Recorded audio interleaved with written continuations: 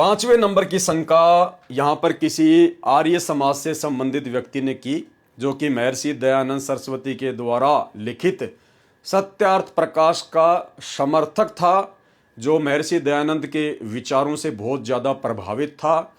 उस व्यक्ति ने शंका जाहिर की, समाज सुधारकों के विरुद्ध मोर्चा खोल देना कहां तक न्याय संगत है। यानी जब उस व्यक्ति ने समाचार पत्रों में सत्यार्थ प्रकाश के अज्ञान के विरुद्ध जो लेख पढ़े अखबारों में, तो उसने जो लेटर लिखा था उसमें अपनी शंका जाहिर की कि समाज सुधारकों के खिलाफ मोर्चा खोल देना कहां तक सही है। यानी वो व्यक्ति अपने अज्ञानता के कारण, अज्ञानता के चलते महर्षि दयानंद सरस्वती को एक समाज सुधारक मानता था बहुत बड़ा। जबकि महर्षि दयानंद सरस्वती तो जब आप उनके सत्यार्थ प्रकाश को सतगुरु रामपाल जी परमेश्वर जी के सानिध्य में पढ़ेंगे, क्योंकि जीव की बुद्धि उसी समय खुलेगी जब वो तत्वदर्शी संत को अपना गुरु धारण करेगा, अन्यथा उसकी बुद्धि नहीं खुल सकती। जब तक बच्चा स्कूल में जाएगा ही नहीं, वो किताबों का अध्ययन कैसे करेगा, उसको कौन पढ़ाएगा? और यदि वो पढ़ भी लेगा कहीं से, तो बिना सर्टिफिकेट के उसको नौकरी कौन देगा? इसलिए तत्वदर्शी संत की यानी अधिकारी गुरु की शरण में आकर ही हम इन तमाम शास्त्रों का गहन अध्ययन कर सकते हैं, हम इन शास्त्रों में छुपे हुए गूढ़ ज्ञान को समझ सकते हैं। तो उस व्यक्ति ने शंका जाहिर की, समाज सुधारकों के विरुद्ध मोर्चा खोल देना कहां तक न्याय संगत है। उत्तर दिया गुरुदेव भगवान ने, जिन समाज सुधारकों ने अपने विचारों से रची पुस्तकों में समाज बिगाड़ का विवरण लिखा है, यानी महर्षि दयानंद सरस्वती ने सत्यार्थ प्रकाश में समाज सुधार की बातें नहीं, बल्कि समाज को पूरी तरह से बिगाड़ने की बातें लिखी हुई हैं। समाज को बिल्कुल पशु तुल्य दिशा देने वाली बातें लिखी हुई है। पशु कर्म में और सत्यार्थ प्रकाश में समाज के लिए जो बातें, जो दिशा निर्देश लिखे गए हैं, उनमें किसी प्रकार का कोई अंतर नहीं है। आगे आपको सतगुरु रामपाल जी परमेश्वर जी के कर कमल से लिखा हुआ भी दिखाएंगे और सत्यार्थ प्रकाश में से भी आपको दिखाएंगे। जिन समाज सुधारकों ने अपने विचारों से रची पुस्तकों में समाज बिगाड़ का विवरण लिखा है, उसे पढ़कर या लिखकर दिखाना न्याय संगत ही है।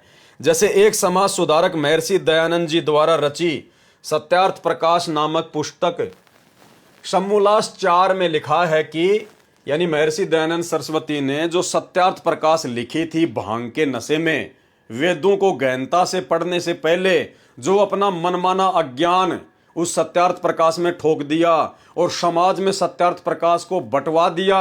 गुरुदेव भगवान कह रहे हैं उस पुस्तक में कहाँ क्या लिखा हुआ है आपको बता रहे हैं। अब आप जी खुद निर्णय कर लेना, क्या ये न्याय संगत है, क्या ये समाज के हित में है, क्या ये शास्त्रों के अनुसार है, क्या इससे जीव का भला हो सकता है, क्या इससे समाज का भला हो सकता है। तो इसके समोल्लास 4 का जिक्र गुरुदेव भगवान ने किया है। जिस कुल में किसी के बवासीर, मिर्गी, अक्से यानी टीबी हो जाए, दमा हो, खांसी आदि रोग है तथा किसी के शरीर पर बड़े बड़े बाल हैं, उस पूरे खानदान की लड़की व लड़के से विवाह नहीं करना चाहिए। अगर महर्षि दयानंद की इस बात को आर्य समाज अपने जीवन में लागू कर ले, तो आर्य समाजियों की 90% बहन बेटियां अपने घरों पर कुंवारी बैठी रहेंगी। कुंवारी, क्योंकि भाई आज तो घर घर में रोगी हैं, आज तो घर घर में रोगी हैं। आप अपने आप को स्वस्थ समझ रहे हैं, लेकिन डॉक्टर के पास जाकर चेक कराइए, आपको कोई न कोई रोग आपको अवश्य मिलेगा। और वैसे प्रत्यक्ष में भी आज किसी न किसी परिवार में कोई न कोई व्यक्ति तो रोगी है ही है, क्योंकि लोगों का खान पान बिगड़ गया है, वातावरण बिगड़ गया है, यूरिया इतना ठोक दिया जाता है, फसल में पेस्टिसाइड इतना ठोक दिया जाता है, बाहर का मिलावटी खाना खाते हैं, डिब्बा बंद सामान प्रयोग करते हैं, हर प्रकार के केमिकल हमारे शरीर में जा रहे हैं। तो किसी न किसी परिवार में कोई न कोई व्यक्ति तो आपको रोगी मिलेगा ही मिलेगा। तो क्या हम अपनी बहन बेटियों की शादियां करना छोड़ दें? और जिसके शरीर पर बड़े बड़े बाल हैं, कहते हैं उससे शादी नहीं करनी चाहिए। ये सत्यार्थ प्रकाश के समोल्लास नंबर 4 में लिखा हुआ है। अरे हर स्त्री के शरीर पर लंबे लंबे बाल होते हैं मेरे भाई, तो क्या उससे शादी नहीं करेंगे? शरीर के अन्य अंगों पर भी बाल होते हैं, तो क्या बहन बेटियों की शादी नहीं करनी चाहिए? तो ये ज्ञान है आर्य समाज के प्रवर्तक महर्षि दयानंद सरस्वती जी का। आज ये पुस्तक आपको साबित करेगी भक्ति और भगवान सत्यार्थ प्रकाश के समोल्लास नंबर 4 को पढ़ाकर कि महर्षि दयानंद जी समाज सुधारक नहीं थे, बल्कि समाज को बिगाड़ने का पूरा प्रयत्न किया काल प्रेरणा से। तो अगर उनकी इस बात को माने जो कि समोल्लास 4 में लिखा है, सत्यार्थ प्रकाश में, जिस खानदान में, जिस परिवार में किसी के बवासीर है, मिर्गी है, टीबी का रोग है, दमा का रोग है, खांसी का रोग है, तथा किसी के शरीर पर बड़े बड़े बाल हैं, उस पूरे खानदान की लड़की व लड़के से विवाह नहीं करना चाहिए। अरे खांसी जुकाम तो हर सर्दी में हर व्यक्ति को होती है। तो बताओ, इसका मतलब तो अपनी बहन बेटियों को घर पे बैठा के रखो, उस खानदान के लड़के से या लड़की से शादी नहीं करनी चाहिए। ये विचार हैं महर्षि दयानंद सरस्वती जी के, जिनको बहुत बड़ा विद्वान माना गया, बहुत बड़ा समाज सुधारक माना गया। सबसे घटिया विचार। दूसरा, पिता का एक गोत्र तथा माता की 6 पीढ़ियों के गोत्र छोड़कर विवाह करना उत्तम है। अगर मां की 6 पीढ़ियों के गोत्र छोड़ने लग गए तो भाई आप जी शादी अपनी बेटी की, अपने बेटे की कर ही नहीं पाओगे, क्योंकि कोई न कोई गोत्र तो मिलेगा ही मिलेगा, आपस में परस्पर टकराएगा। तो आप तो फिर शादियां कर ही नहीं सकते अपने बेटा बेटियों की। अपनी जवान बेटियों को अपने घर पे बैठा के रखो। ये आर्य समाजियों के समाज सुधारक हैं महर्षि दयानंद सरस्वती जी के विचार, जो विचार ना तो वेदों से मेल खाते हैं, ना गीता जी से मेल खाते हैं, ना किसी अन्य शास्त्र से मेल खाते हैं। केवल भांग पीकर लिखा गया मनमाना आचरण। नंबर 3, जिस लड़की का नाम गंगा, जमुना, सरस्वती आदि नदियों पर है तथा काली नाम तथा भूरे नेत्र वाली हो, उससे विवाह न करना चाहिए। तो ये हैं आर्य समाज के प्रवर्तक महर्षि दयानंद सरस्वती जी के उत्तम विचार। जिस लड़के का नाम गंगा, जमुना, सरस्वती आदि नदियों पर है, अगर किसी लड़की का नाम यमुना देवी है, जमुना देवी है, या सरस्वती देवी है, या गंगा देवी है, कहते हैं उस लड़की से शादी नहीं करनी चाहिए, नहीं तो खानदान बर्बाद हो जाएगा। अरे बताओ, नाम में क्या रखा मेरे भाई? अरे नाम में क्या रखा है? इस हिसाब से तो आर्य समाजियों को अपनी बहन बेटियों को घर पे बैठा के रखना पड़ेगा। जिन जिन आर्य समाजियों की बहन बेटियों का नाम गंगा, जमुना, सरस्वती आदि नदियों पर है तथा काली नाम, यानी किसी का नाम यदि काली है, तथा भूरे नेत्र वाली, उससे विवाह नहीं करना चाहिए। अरे ये तो परमात्मा की देन है। किसी की आंखें काली हैं या भूरी हैं या कैसी हैं, ये तो परमेश्वर की देन है। ये शरीर तो परमात्मा की बनाई हुई रचना है ना। तो महर्षि दयानंद जी कह रहे हैं जिसकी भूरी भूरी आंखें है ना, जबकि भूरी आंखों वाली लड़कियों को तो आजकल बहुत सुंदर माना जाता है। जबकि महर्षि दयानंद सरस्वती जी कह रहे हैं, आर्य समाज के प्रवर्तक, महान विद्वान, शास्त्रों के ज्ञाता, कहते हैं जिस लड़के की भूरी भूरी आंखें हैं उससे शादी नहीं करनी चाहिए। बताओ भाई, कौन से शास्त्र में लिखा हुआ है? अरे भूरी भूरी आंखों वाली तो इतनी अभिनेत्रियां हैं हमारे बॉलीवुड में, जिनसे लोग शादियां करने के लिए तरसते हैं। तो क्या भाई जिस आर्य समाज के घर में भूरी नेत्र वाली कोई बेटी पैदा हो जाए तो क्या आप शादी नहीं करोगे? भाई आपके आर्य समाज के प्रवर्तक महर्षि दयानंद जी के विचारों के अनुसार तो आपने उस बेटी को अपने घर पे बैठा के रखना चाहिए।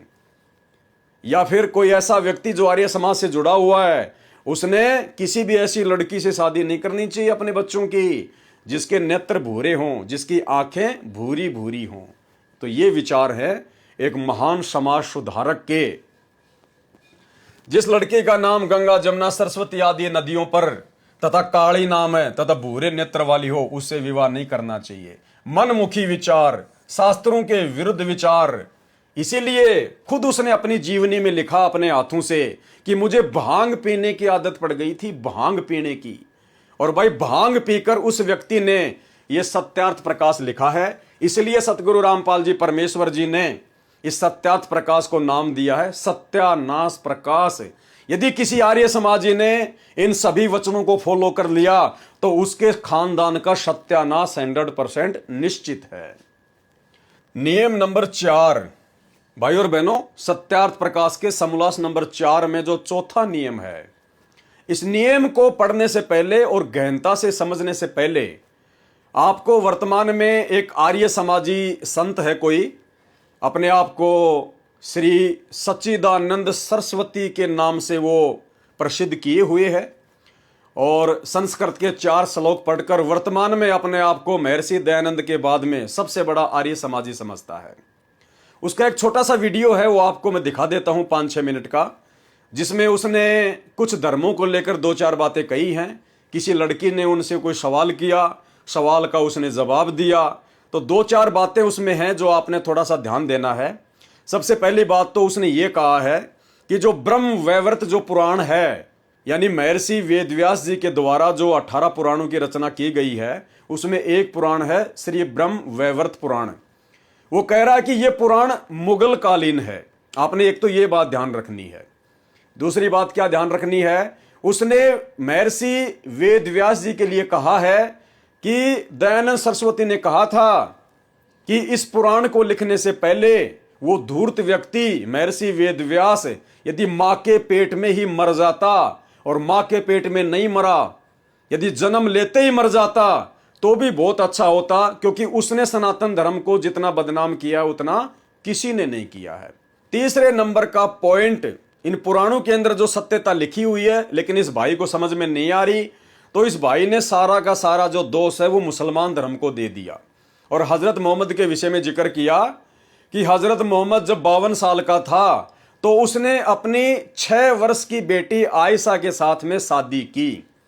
यानी उसने इसको बिल्कुल गलत बताया कि भाई 52 साल का व्यक्ति 6 साल की लड़की के साथ में यदि शादी करता है वो बिल्कुल गलत है। लेकिन साथ में उसने ये भी कहा कि ये बिल्कुल सत्य है कि हजरत मोहम्मद ने 52 साल की उम्र में अपनी 6 साल की बेटी आयशा के साथ में शादी की।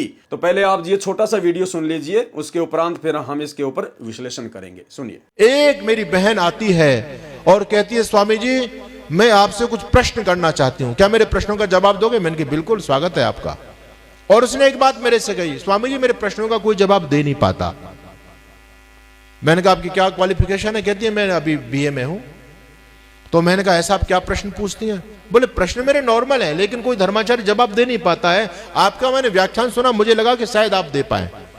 तो मैंने कहा मेरी बहन मैं ये तो नहीं कह सकता, अब ये तो आप प्रश्न करोगी उसके बाद ही मैं बता सकता हूं, लेकिन जितना गुरुजनों के चरणों में बैठ करके स्वाध्याय करके जितना कुछ सीखा है अपने ज्ञान के स्तर पर मैं बताने का प्रयास करूंगा। पूछो आप क्या पूछना चाहती हैं। उसने कान पकड़े, हाथ जोड़े, कहती स्वामी जी आप गुस्सा मत हो जाना, बुरा मत मानना। मैंने कि नहीं बुरा मानेंगे। उसने दोबारा से कान पकड़े, सिर नीचे झुकाया। अब की बार उसने भगवान जी को स्मरण किया और कहती है कहीं भगवान जी बुरा नहीं मान जाए, क्योंकि मैं जो प्रश्न करना चाहती हूं वो भगवान जी को लेकर के ही है। मैंने कहा अरे पागल, ना तो भगवान बुरा मानने वाले ना मैं बुरा मानने वाला, तू पूछती क्यों नहीं है, क्या पूछना चाहती है? उसने कहा स्वामी जी मैं सनातन धर्मी हूं लेकिन मैं कृष्ण को नहीं मानती। मैंने कहा क्यों नहीं मानती हो? अब वो बहन मेरे से कह रही है स्वामी जी एक बात बताओ, भगवान कृष्ण की पत्नी का क्या नाम था? मैंने कहा रुक्मणी था। बोली राधा कौन थी? मैंने जवाब नहीं दिया, मैं थोड़ा सा गंभीर हुआ। उसने कहा राधा कृष्ण की लवरी तो थी ना, लवर थी, प्रेमिका थी। और जो व्यक्ति अपनी पत्नी के होते सोते प्रेमिका को साथ लिए घूमता हो वो व्यक्ति कैसे पूजनीय हो सकता है? मैंने कई बार प्रश्न कृष्ण के जीवन को लेकर के अपने माता पिता से प्रश्न किए लेकिन वो जवाब नहीं दे पाते और वो फिर मेरे से उल्टा सीधा बोलते हैं, नास्तिक हो गई है, पता नहीं हमारे घर में कहां से कलंक पैदा हो गई और ऐसा करती है वैसा करती है। मुझको दबा देते हैं, डरा देते हैं, धमका देते हैं, लेकिन मेरी जिज्ञासाओं को शांत नहीं कर पाए। आज मैं आपसे पूछना चाहती हूं, मैं इसलिए कृष्ण को नहीं मानता, नहीं मानती स्वामी जी। कृष्ण ने तो जो है ना अवैध संबंध बनाए, पत्नी को छोड़ करके दूसरी स्त्री को जो प्रेमिका थी उसके साथ में कृष्ण रहते थे। क्या ये एक मानवोचित व्यवहार है? और यदि हमारे भगवान ऐसा आचरण करेंगे तो हमको भी करना चाहिए। तो फिर कोई कृष्ण का भक्त अपनी पत्नी के होते सोते एक राधा जी को और घर में ले आए तो कोई फिर राधा जी को स्वीकार कर लेगा क्या? मैंने कहा इसकी बात में तो बड़ा दम है। मैंने कहा और कहती है न केवल राधा के साथ में, कुब्जा के साथ में, गंगा के साथ में और अनेक गोपियों के साथ में उन्होंने रास किया यानी डांस किया। गर्लफ्रेंड रखते थे, उसके शब्द बता रहा हूं मैं आपको। आजकल के बच्चे क्या प्रश्न कर रहे हैं, कहते हैं गर्लफ्रेंडों के साथ में वो डांस किया करते थे। तो जिस व्यक्ति का जीवन ऐसा हो उस व्यक्ति को मैं क्यों मानूं? अगर उस कृष्ण का ऐसा जीवन है तो फिर कृष्ण मानने योग्य नहीं है। और हमने तो आज तक यही सुना है, सारी कथाओं में यही सुना है हमने। इसलिए कृष्ण के प्रति मेरे दिल में रत्ती मात्र भी श्रद्धा नहीं है। उसने कहा कि कृष्ण जी ने तो चोरी भी की थी स्वामी जी।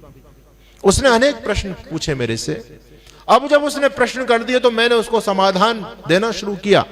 लगभग 1 घंटे तक मैंने उस बहन को समझाने का प्रयास किया और मैंने बताया, राधे राधे कहने वाले लोगों सुनो ध्यान से, मैंने YouTube पर बोला है और प्रामाणिक बात बोलता हूं मैं, और मैंने सारे राधे राधे वालों को चैलेंज किया, भागवताचार्यों को चैलेंज किया। आओ शास्त्रार्थ का चैलेंज है, मैं आपको शास्त्रार्थ के लिए ललकारता हूं, सिद्ध करो कि राधा नाम की महिला कोई हुई। राधा पूरी तरह से काल्पनिक है, पूरी तरह से काल्पनिक है। यह हमको नष्ट करने के लिए, भगवान कृष्ण के चरित्र को बर्बाद करने के लिए विधर्मी लोगों की चाल है। आपके जितने भी प्रामाणिक ग्रंथ हैं उनमें कहीं पर भी राधा का कोई वर्णन मिलेगा ही नहीं आपको। भगवान कृष्ण के जीवन को समझना चाहते हो तो आप महाभारत पढ़िए, और महाभारत में कहीं पर भी राधा नहीं आई। एक जगह राधा आई, वो राधा कौन सी, वो कृष्ण जी के साथ रहती है वो वाली नहीं है, बल्कि कर्ण को जिस मां ने पाला था उसका नाम था राधा, इसलिए कर्ण को राधे कहा जाता है। उसका वर्णन आता है, बाकी इस राधा का कहीं नहीं है। विष्णु पुराण को आप देखें, और भी बहुत सारे, और एक पुराण है श्रीमद् भागवत महापुराण जिसको लोग बोलते हैं, बड़ी कथा सुनना जिसका बड़ा पुण्य माना जाता है समाज के अंदर। कहते हैं एक बार जिसने भागवत करा ली 7 पीढ़ी तर गई। अरे भैया पीढ़ी तो क्या तरेंगी, बल्कि ये तो पाप और लगेगा भागवत कराने वालों को। यानी कहीं पर ना तो भागवत में राधा, ना महाभारत में राधा, ना विष्णु पुराण में राधा, ना हरिवंश पुराण में राधा। अब राधा आई कहां से? तो एक पुराण लिखा गया, वो पुराण मुगल कालीन है, मुसलमानों ने लिखवाया। उस पुराण का नाम है ब्रह्म वैवर्त पुराण। ये इतना गंदा पुराण है, इतना गंदा पुराण है, ये पूरी तरह से कूटनीति के तहत लिखवाया गया है। क्योंकि मुसलमान लोगों ने सोचा कि यदि भारत में हमको धर्म प्रचार करना है तो भाई हमारी संस्कृति तो डूबी हुई है। हमारे मोहम्मद ने तो ना 6 साल की लड़की को छोड़ा, ना 40 साल की महिला को छोड़ा, तो उसका चरित्र तो डूबा हुआ। 42-43 शादियां उसने अपने जीवन में की। तो हम भारत के लोगों की जो परंपरा, ये त्याग की, समर्पण की, ये सिद्धों की भूमि है, संतों की भूमि है, त्यागी तपस्वियां, ब्रह्मचारी की पूजा होती है। तो भारत देश में आकर के हम कैसे अपने इस्लाम का प्रचार कर पाएंगे? क्रिश्चियन लोगों ने भी यही सोचा। अब क्या करें? उन्होंने सोचा कि भैया इनके महापुरुष बड़े धवल हैं, इनका जीवन बड़ा पवित्र है, इसलिए इनके महापुरुषों को कलंकित कर दो, बदनाम कर दो, तो ना ये हमसे कुछ कह पाएंगे ना हम इनसे कुछ कह पाएंगे। क्योंकि जिसके खुद के घर शीशे के होते हैं वो दूसरों के घरों पर पत्थर नहीं उछाला करते। ये गेम चला, और मैं आपको जीवंत उदाहरण दे रहा हूं, आप समझने का प्रयास कीजिए। कुछ समय पहले नुपुर शर्मा ने एक बयान दिया था, और उसके एक बयान को लेकर के पूरी दुनिया में खलबली मच गई। सर तन से जुदा के नारे लगा दिए गए उन दाढ़ी वाले लोगों की तरफ से, और न केवल नारे लगे बल्कि कितने लोगों के सर तन से जुदा कर दिए गए। यदि बीजेपी प्रोटेक्शन नहीं दे पाती नुपुर शर्मा को तो वो भी मार दी जाती, आप सभी जानते हैं। अब समझने वाली बात यह है, समझने वाली बात यह है कि नुपुर शर्मा ने कहा, जो बात कही वो बिल्कुल सत्य कही। और क्या बात कही कि जब मोहम्मद की उम्र 52 साल की थी, सुनो बात को ध्यान से, मोहम्मद की उम्र 52 साल की थी तो आयशा की उम्र केवल 6 साल की थी, और 52 साल के बूढ़े व्यक्ति ने 6 साल की लड़की से विवाह किया। यह बात हकीकत है, सत्य है। लेकिन आज के समय के हिसाब से तो भाई जो व्यक्ति सुनेगा वो उसके जीवन पर थूकेगा, बोले ये क्या है, ये इनका पैगंबर है, ये इनका भगवान है, जो 6 साल की लड़की का एक बूढ़ा व्यक्ति 6 साल से विवाह कर रहा है 6 साल की लड़की से, ये कैसा भगवान है? तो बात सही थी, लेकिन उनके माफिक नहीं पड़ रही थी, तो उन्होंने सही बात को भी नकार दिया, बोले नहीं नहीं गलत है, गलत है, और नुपुर शर्मा के पीछे पड़ गए। तो वीडियो आपने सुन लिया है, जो 2-3 पॉइंट थे वो आपके ध्यान में होंगे। अब हम आगे चलते हैं इस पॉइंट नंबर 4 पर। तो ये पॉइंट नंबर 4 है सत्यार्थ प्रकाश का समोल्लास नंबर 4 में पॉइंट नंबर 4, तथा 24 वर्ष की स्त्री से 48 वर्ष के पुरुष का विवाह उत्तम है। क्या कह रहे हैं महर्षि दयानंद सरस्वती जी अपनी सत्यार्थ प्रकाश के समोल्लास नंबर 4 के पॉइंट नंबर 4 में, कि 24 साल की लड़की और 48 साल का पुरुष, इनका विवाह उत्तम है। यानी जो व्यक्ति मुसलमान धर्म के ऊपर उंगली उठा रहा है और कह रहा है कि 52 साल का हजरत मोहम्मद और 6 साल की आयशा, और यहां पर महर्षि दयानंद सरस्वती जी क्या लिख रहे हैं कि 24 साल की लड़की और 48 साल का पुरुष, यानी बिल्कुल डबल उम्र का, वो विवाह उत्तम विवाह है। यानी 24 साल की लड़की और 48 साल का आदमी, बाप और बेटी की जितनी उम्र हो गई, इतना अंतर हो गया। कहते हैं उनका विवाह बिल्कुल उत्तम है। अगर महर्षि दयानंद सरस्वती की इस बात को मान लें, अगर आर्य समाज इस बात को मान ले, तो समाज का सुधार होगा या समाज का बिगाड़ होगा? अरे अपनी बेटी की उम्र की लड़की से वो व्यक्ति शादी करेगा? आप कितने आर्य समाजी हैं जो महर्षि दयानंद की इस बात का समर्थन करते हैं? आपको पता ही नहीं है, आपने कभी ये पढ़ी ही नहीं है, और पढ़ी है तो ये बातें आप समझ नहीं सकते। तो ये आपके समाज के प्रवर्तक, आर्य समाज के प्रवर्तक के विचार हैं कि यदि कोई आर्य समाजी बनता है और यदि वो सच्चा आर्य समाजी बनकर रहना चाहता है, तो उसने अपनी 24 साल की बेटी की शादी उसके बाप के तुल्य 48 साल के व्यक्ति के साथ में करनी चाहिए।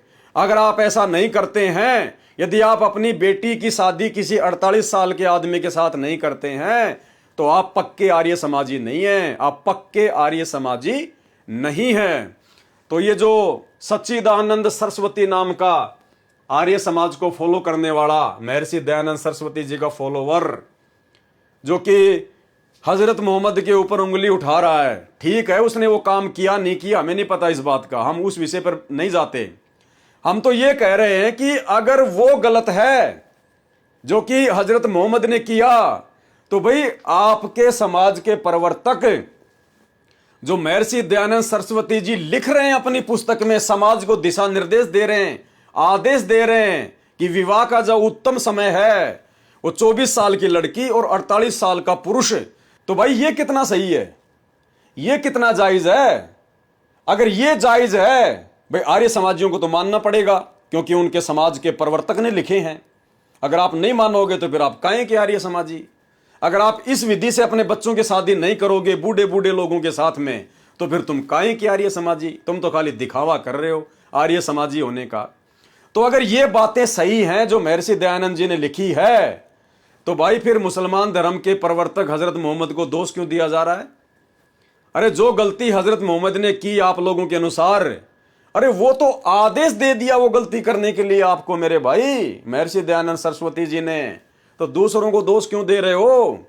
आपने अपने वीडियो में कहा कि श्रीमद् भागवत पुराण में जो लिखा है उसका जो लेखक है वो मां के गर्भ में ही मर जाता तो ठीक था, उसने जितना समाज बिगाड़ा किसी ने नहीं बिगाड़ा। तो भाई ये महर्षि दयानंद सरस्वती जी भी अगर मां के पेट में मर जाते या पैदा होते ही मर जाते, तो आज समाज का इस कदर बिगाड़ नहीं होता। आज इस प्रकार से समाज में वेदों के नाम पर सत्यार्थ प्रकाश को लिखकर और ऐसी ऐसी घटिया बातें लिखकर समाज में अज्ञानता न फैलाई जाती। आज समाज इतना दूषित नहीं होता, आज समाज इतना कलंकित नहीं होता, यदि महर्षि दयानंद सरस्वती जी भी या तो मां के पेट में मर जाते या जन्म लेते ही मर जाते, तो क्योंकि वही बातें यहां पर महर्षि दयानंद सरस्वती जी ने लिखी हुई है। क्या लिखा है? तथा 24 वर्ष की स्त्री से 48 वर्ष के पुरुष का विवाह उत्तम है। महर्षि दयानंद जी का भावार्थ है कि 24 साल की लड़की तथा 48 साल के पुरुष का विवाह होना चाहिए। यदि उपरोक्त नियमों के अनुसार विवाह नहीं किया जाता, वह देश खुशहाल नहीं हो सकता। बताओ, नरेंद्र मोदी जी तक ये बात पहुंचाओ भाई। अभी वो जो नया संविधान लिखवाने जा रहे हैं, उस नए संविधान में यदि देश को खुशहाल रखना है आर्य समाज के प्रवर्तक दयानंद सरस्वती के अनुसार, तो नए संविधान में शादी की उम्र लड़की की 24 साल और लड़के की 48 साल कर देनी चाहिए। जवान लड़की को, युवा लड़की को अपनी बाप के उम्र के बूढ़ों के साथ में शादी करनी चाहिए।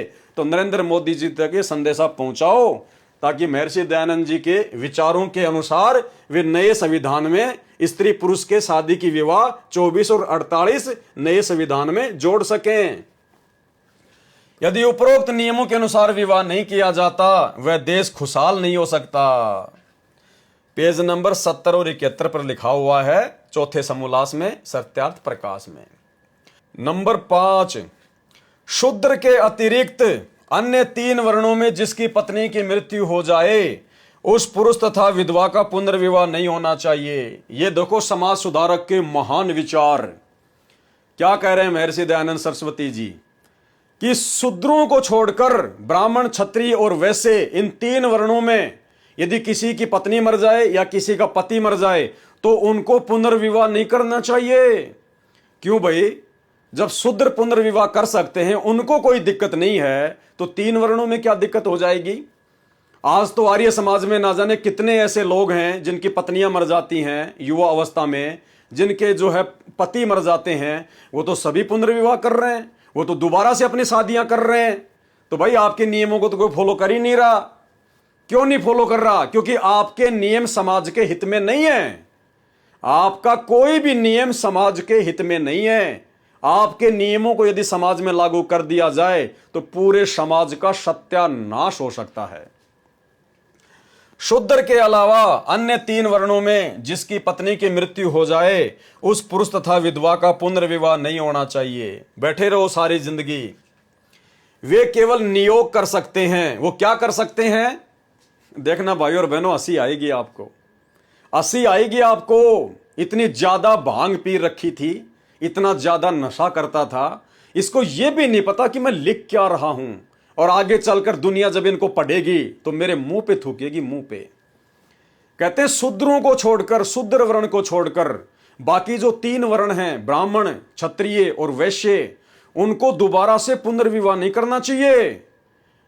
लेकिन वो क्या कर सकते हैं? नियोग कर सकते हैं। नियोग, नियोग का मतलब क्या होता है? ये संत रामपाल जी ने बताया कि नियोग क्या होता है। नियोग का मतलब होता है ब्राह्मण, क्षत्रिय और वैश्य वर्ण की औरतें जो विधवा हो चुकी हैं, वो औरतें किसी दूसरे मर्दों के साथ में शारीरिक संबंध बना के संतान उत्पन्न कर सकती हैं, और 11 मर्दों के साथ में वो नाजायज संबंध बना सकती हैं। यानी आर्य समाज के अंदर, आर्य समाज के अंदर ब्राह्मण, क्षत्रिय और वैश्य वर्ण के लोग यदि आर्य समाजी हैं और उनकी बहन, बेटी या भुआ यदि विधवा हो जाए तो वो दोबारा से शादी नहीं कर सकती। वो क्या कर सकती है? वो नियोग कर सकती है। वो बाहर के किसी भी आदमी के साथ में नाजायज संबंध करके संतान पैदा कर सकती है, और ऐसा वो 11 मर्दों के साथ में कर सकती है। यानी 11 पुरुषों के साथ में वो विधवा औरत, ब्राह्मण, क्षत्रिय और वैश्य खानदान की, वो 11 पुरुषों के साथ में गैर संबंध बना के बच्चे पैदा कर सकती है। कुतिया कर्म, जानवर कर्म जैसे कुतिया करती है, ना जाने कितने कुत्तों के साथ संभोग करके संतान उत्पत्ति करती है। ये हैं समाज सुधारक के विचार। महान समाज सुधारक महर्षि दयानंद सरस्वती जी के महान विचार। अगर इन विचारों को आज दुनिया मान ले, आर्य समाजी यदि मान लें, तो भाई समाज का तो सत्यानाश, बेड़ा गर्क। अरे ये तो कुतिया कर्म हो गया। तो ये है महर्षि दयानंद सरस्वती जी के समाज सुधारक के विचार। सुनते जाइए। शूद्र के अतिरिक्त अन्य 3 वर्णों में जिसकी पत्नी की मृत्यु हो जाए, उस पुरुष तथा विधवा का पुनर्विवाह नहीं होना चाहिए। तो क्या करें? वे केवल नियोग कर सकते हैं। नियोग, उसके लिए कहा कि वंश चलाने के लिए किसी अपने कुल का लड़का गोद लेकर वंश चलाएं या नियोग करें। या तो अपने ही खानदान का कोई लड़का गोद ले लो वंश चलाने के लिए, अन्यथा नियोग कर सकती है। छूट दे दी महर्षि दयानंद सरस्वती जी ने कि बाहर के किसी भी गैर मर्द के साथ में, 11 मर्दों के साथ में शारीरिक संबंध बना के वो अपना वंश चला सकती है। ये अभी आपको सत्यार्थ प्रकाश में से भी दिखाएंगे। ये बातें तो सतगुरु रामपाल जी परमेश्वर जी ने मोटे मोटे तौर पर अपनी पुस्तक भक्ति और भगवान में तो लिखा ही लिखा है। उस समय समाचार पत्रों में भी इन्होंने प्रकाशित किया था, और अभी आपको आगे सत्यार्थ प्रकाश में से ही लिखा हुआ दिखाएंगे। ये सारी की बातें ज्यों की त्यों, ऐसी की ऐसी। पुनर्विवाह तथा नियोग की भिन्नता बताते हुए सत्यार्थ प्रकाश समोल्लास 4 में लिखा है कि विवाह में तो पति पत्नी सदा इकट्ठे रहते हैं तथा दोनों मिलकर बच्चों का पालन करते हैं। यानी शादी क्या है और नियोग क्या है। जो लड़की विधवा हो जाए, अगर वो पुनर्विवाह करेगी तो वो क्या करेगी फिर? यानी वो दोनों पति पत्नी बेचारे इकट्ठे रहेंगे, बच्चों का पालन पोषण भी दोनों करेंगे। तो पुनर्विवाह ठीक नहीं है, उसको नियोग करना चाहिए। तो नियोग में क्या नियम है कि ना तो पति पत्नी को आपस में साथ रहने की आवश्यकता है और ना ही उन गैर मर्दों को बच्चों की जिम्मेदारी देनी पड़ेगी। वो औरत ही कुतिया की तरह अपने बच्चों का पालन पोषण करेगी। यानी जो स्त्री नियोग करेगी, नियोग करके गैर पुरुषों के साथ में संबंध बना के जो बच्चे पैदा करेगी ना, तो जिस गैर पुरुष के साथ में मिलकर बच्चे पैदा किए हैं उस गैर पुरुष की कोई जिम्मेदारी नहीं होगी उन बच्चों का पालन पोषण करने की। उसने तो बस अपने शारीरिक संबंध बनाए और गया जहां उसने जाना था कहीं भी। बाद में जो बच्चे होंगे ना उनको कुतिया की तरह वो स्त्री पालेगी। यह है नियोग का नियम। ध्यान से देखिए। पुनर्विवाह तथा नियोग की भिन्नता बताते हुए सत्यार्थ प्रकाश समोल्लास 4 में लिखा है कि विवाह में तो पति पत्नी सदा इकट्ठे रहते हैं तथा दोनों मिलकर बच्चों का पालन करते हैं, आपस में झगड़ा भी करते रहते हैं। परंतु नियोग में यानी दूसरे पुरुषों के साथ मिलकर जो बच्चे पैदा किए जाते हैं उसको कहते हैं नियोग। परंतु नियोग में स्त्री पुरुष केवल मिलन समय ही मिलते हैं। जब उनको शारीरिक संबंध बनाने होते हैं केवल उसी समय तक वो साथ साथ रहते हैं, बाकी वो साथ में नहीं रहते हैं। जैसे जब एक कुत्ता और किसी कुतिया के साथ में शारीरिक संबंध बनाता है तो केवल शारीरिक संबंध बनाते समय तक ही वो साथ साथ रहते हैं।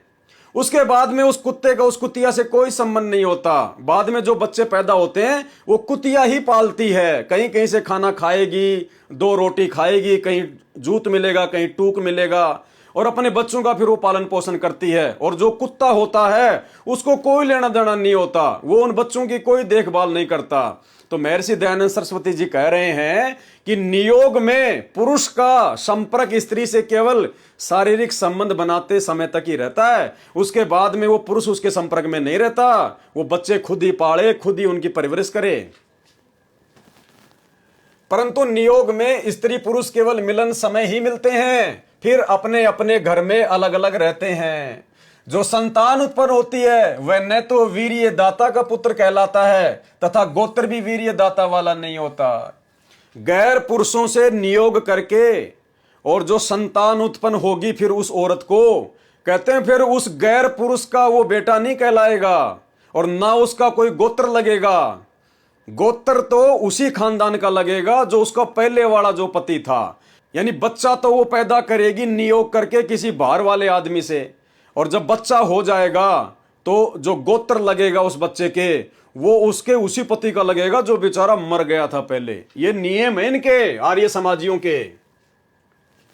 जो संतान उत्पन्न होती है वह न तो वीर्य दाता का पुत्र कहलाता है तथा गोत्र भी वीर्य दाता वाला नहीं होता है। मृत पति वाला ही माना जाएगा। जो पति उसका जो मर गया ना पहले, कहते हैं फिर वो बेटा उसी का माना जाएगा। बच्चों की परवरिश अकेली स्त्री ही करती है। महर्षि दयानंद जी का कहने का भावार्थ है कि विधवा का पुनर्विवाह ठीक नहीं। नियोग यानी पशु तुल्य काम 11 व्यक्तियों तक करना दोष नहीं है। कहते हैं वो विधवा औरत जो ब्राह्मण क्षत्रिय और वैश्य खानदान में जन्म लेती है, फिर शादी होती है और यदि उसका पति मर जाता है तो कहते हैं वो 11 पुरुषों तक गैर शारीरिक संबंध बना के बच्चे पैदा कर सकती है, जैसे कुतिया करती है। भाइयों और बहनों, इतने घटिया विचार, और इस पुस्तक को आर्य समाज अपने सीने से लगा के घूमता है कि महान समाज सुधारक महर्षि दयानंद सरस्वती जी के महान विचार। अरे आज है कोई, आज है इस भारत की भूमि पे ऐसा कोई व्यक्ति, ऐसा कोई आर्य समाजी जो इन नियमों को फॉलो करे? क्या आर्य समाज में कोई भी बहन बेटी जो विधवा हो जाती है, क्या वो इस बात को फॉलो करेगी? क्या वो इस बात को फॉलो करेगी? क्या वो जिंदगी में इस बात को फॉलो नहीं करेगी, कभी नहीं मानेगी वो इस बात को। तो भाइयों और बहनों, ऐसे महाघटिया विचार केवल भांग के नशे में लिखे जा सकते हैं। अब ये काहे का समाज सुधार होगा अगर इन बातों को फॉलो कर लिया जाए तो खानदान के खानदान बर्बाद हो जाएंगे, लड़ाई झगड़े में दुनिया के लाल मर जाएंगे, कुत्ता कर्म हो जाएगा घर घर में, घर घर में पशु तुल्य कर्म। महर्षि दयानंद जी का कहने का भावार्थ है कि विधवा का पुनर्विवाह ठीक नहीं है। नियोग यानी पशु तुल्य कर्म 11 व्यक्तियों तक करना दोष नहीं है। यानी 11 व्यक्तियों तक यदि वो गैर शारीरिक संबंध बनाती है वो विधवा औरत बच्चे पैदा करने के लिए, तो महर्षि दयानंद सरस्वती जी ने उसको गलत नहीं बताया है। यह सत्यार्थ प्रकाश के समोल्लास नंबर 4 के पेज नंबर 96 और 97 पे लिखा हुआ है। आगे आपको दिखाएंगे। विचार करें, यह नियोग तो पशुओं तुल्य हुआ, जैसे नर पशु मादा पशु से नियोग करके चला जाता है, फिर कुतिया बच्चों के समूह को लिए फिरती रहती है। एक विधवा स्त्री 11 व्यक्तियों तक नियोग यानी पशु तुल्य घिनौना कर्म कर सकती है। इसी प्रकार पुरुष भी 11 स्त्री तक नियोग कर सकता है। इसी प्रकार महर्षि दयानंद सरस्वती जी के अनुसार, महान समाज सुधारक के अनुसार, यदि ब्राह्मण, क्षत्रिय और वैश्य वर्ण में, खानदान में अगर किसी व्यक्ति की शादी हो जाए और उसकी पत्नी मर जाए, तो वो व्यक्ति भी 11 गैर स्त्रियों के साथ में नियोग करके शारीरिक संबंध बना के अपना वंश चलाने के लिए संतान उत्पत्ति कर सकता है। महान विचार, महान समाज सुधारक के अति महान विचार, दुनिया बर्बाद करने वाले विचार। इसलिए सतगुरु रामपाल जी परमेश्वर जी का जबरदस्त विरोध सन 2006 में हुआ था, जिसके चलते करोथा कांड हुआ, क्योंकि सतगुरु रामपाल जी परमेश्वर जी ने इस तथा कथित समाज सुधारक के इन घिनौने नियमों को, जो कि समाज को बिगाड़ने का काम कर सकते हैं, समाज में अशांति पैदा कर सकते हैं, घर परिवारों को बर्बाद कर सकते हैं, यदि किसी ने जीवन में लागू कर लिया तो। जब इन कुविचारों को समाचार पत्रों के माध्यम से समाज में प्रकाशित किया, तो उन लोगों को रास नहीं आया जिन लोगों की रोजी रोटी सत्यार्थ प्रकाश को बेचकर चल रही थी। उन लोगों ने समाज को भड़काकर संत रामपाल जी के विरुद्ध और करोथा कांड करवाया। लेकिन क्या बिगाड़ लिया? सच्चाई तो सच्चाई रहती है, कोई आम व्यक्ति नहीं है, आम पुरुष नहीं है। स्वयं कबीर भगवान, सारी सृष्टि का रचनहार धरती पर प्रकट है संत रामपाल जी के रूप में। अगर ये कोई आम संत होते तो पहली बात तो उनको इस प्रकार की बातें बोलने का मतलब ही नहीं था, क्योंकि सबको अपना धंधा करना है, सबने धर्म को धंधा बना रखा है, सब लोग एक दूसरे की हाँ में हाँ करते हैं। अगर गलती से कोई आम संत इन बातों पर विचार भी कर लेता और इस प्रकार से समाज में समाचार पत्रों में प्रकाशित करवा देता, उसकी खोपड़ी का बाल भी नहीं मिलता, उसकी हड्डियां ढूंढने पर भी अंतिम संस्कार के लिए नहीं मिलती। लेकिन ये तो परम शक्ति है, बाल भी नहीं उखाड़ पाए, बाल भी।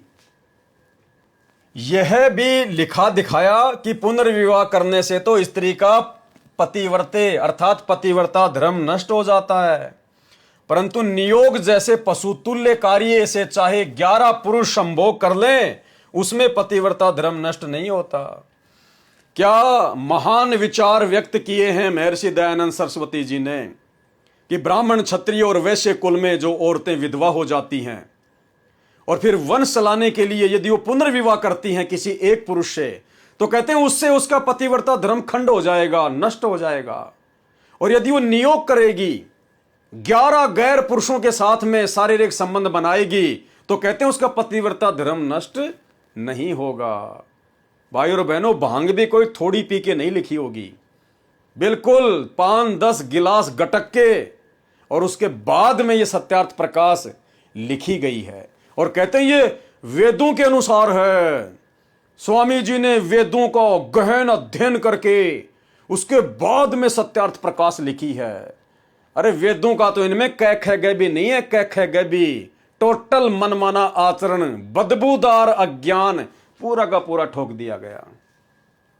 यह भी लिखा दिखाया कि पुनर्विवाह करने से तो स्त्री का पतिव्रता धर्म नष्ट हो जाता है, परंतु नियोग जैसे पशुतुल्य कर्म से चाहे 11 पुरुष संभोग कर लें, उनसे पतिव्रता धर्म नष्ट नहीं होता। यह महर्षि द्वारा सत्यार्थ प्रकाश समोल्लास 4 पेज नंबर 96 से 102 तक लिखा है, जो आगे आपको दिखाएंगे।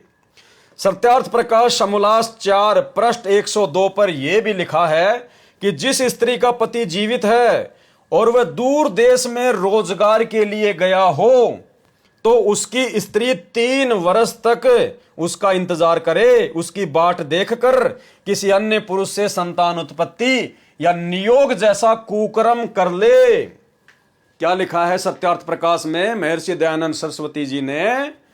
यदि किसी का पति बाहर देश में या दूर देश में अगर ज्ञान प्रचार के लिए गया है, या शिक्षा प्राप्त करने के लिए गया है, या धन कमाने के लिए गया है, और यदि वो 3 वर्ष में वापस नहीं आता है, तो वो स्त्री किसी गैर पुरुष से नियोग करके, गैर पुरुषों से शारीरिक संबंध बना के बच्चे पैदा कर सकती है।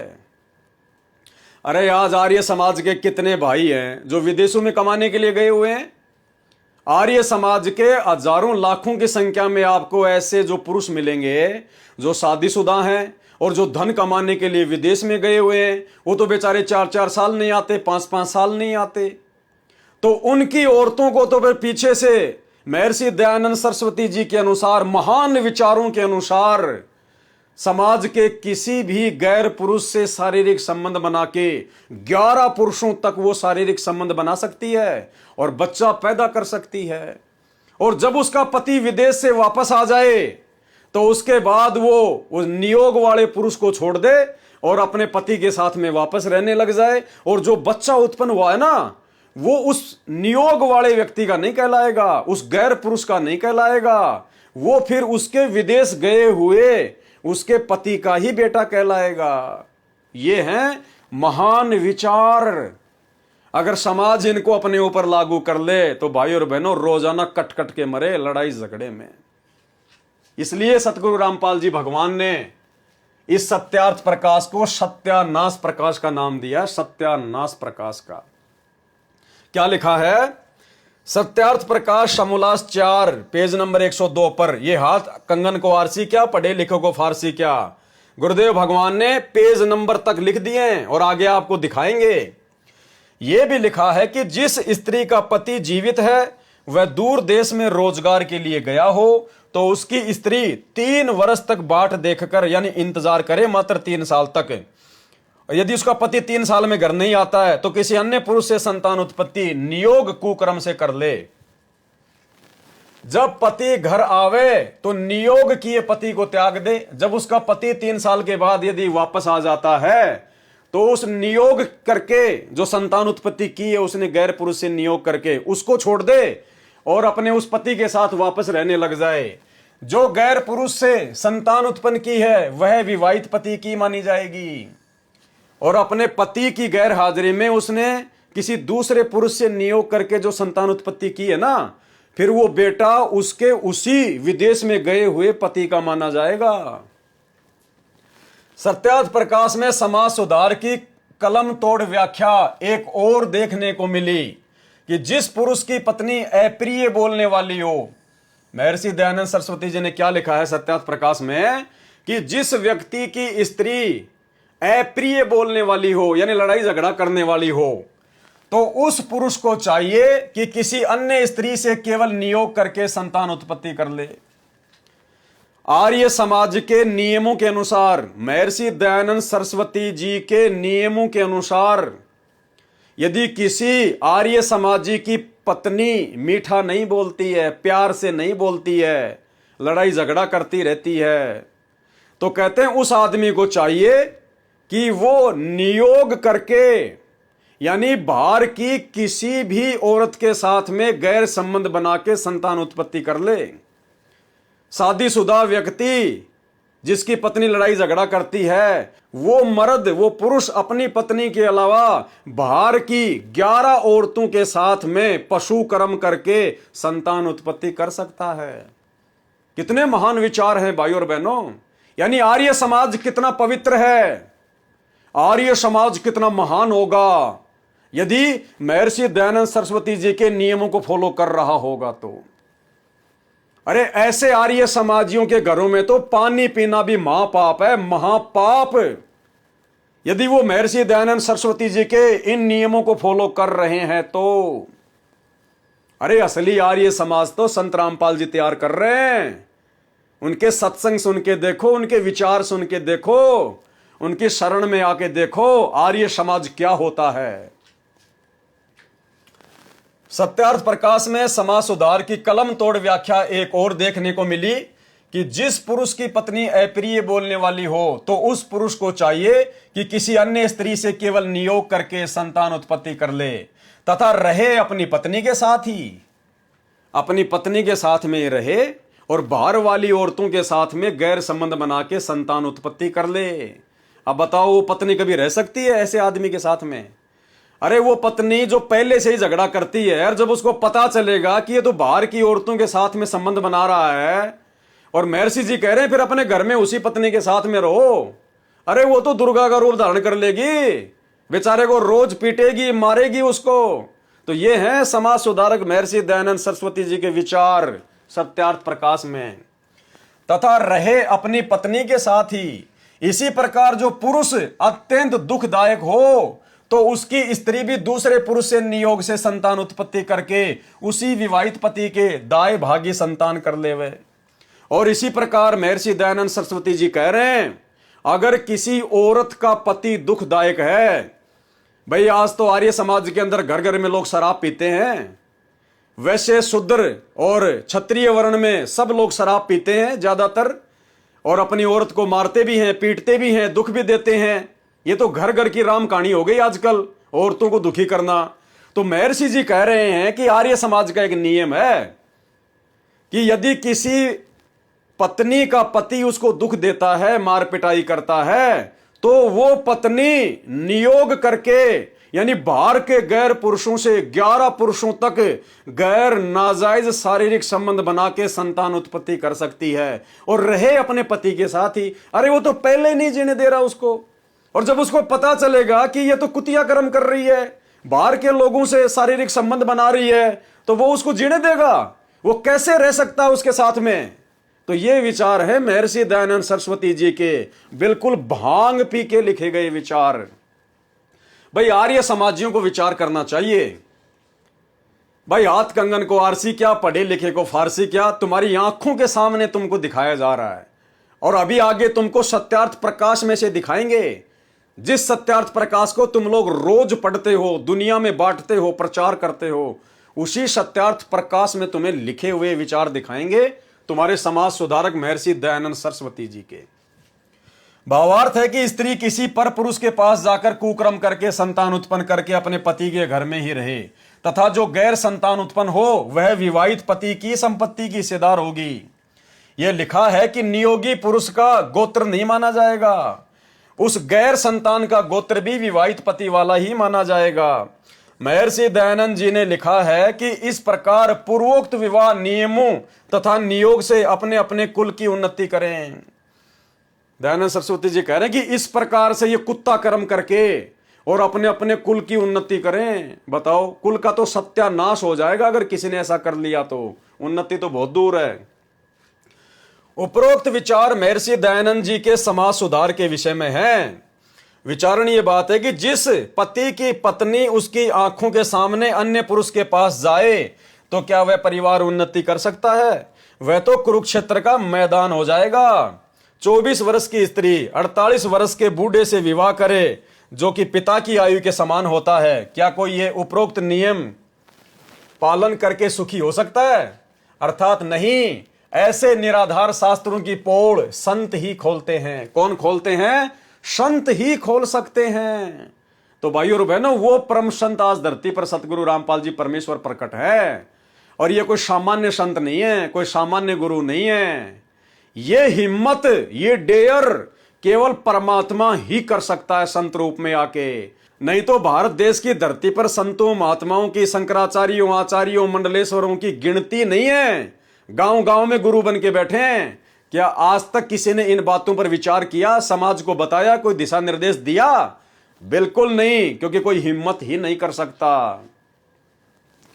भक्ति मार्ग के विषय में महर्षि दयानंद जी के विचार पूर्ण रूप से वेद ज्ञान विरुद्ध हैं। महर्षि दयानंद जी ने लिखा है कि प्रभु की भक्ति, स्तुति आदि करने से पाप नाश नहीं होते। यानी वेदों में तो परमात्मा ने लिखा है कि भगवान की भक्ति, स्तुति करने से पापों का नाश होता है, वरना फिर भक्ति की आवश्यकता क्या है? अगर भक्ति करने से इंसान दुख से सुख प्राप्त नहीं करेगा तो भाई फिर भक्ति की आवश्यकता क्या है? आदमी दुखी होके तो भक्ति करता है कि भगवान मुझे सुख मिले, मुझे संतान मिले, मेरा काम धंधा ठीक ठाक चले। और ये महर्षि दयानंद सरस्वती जी जो भांग पीकर सत्यार्थ प्रकाश लिख रहे थे वेदों को पढ़ने से पहले, इन्होंने सबसे बड़ी गलती क्या करी? इन्होंने वेद तो पढ़े बाद में, और इन्होंने पहले ही सत्यार्थ प्रकाश को लिखकर अपनी मनमुखी सोच से इन्होंने समाज में बांट दिया।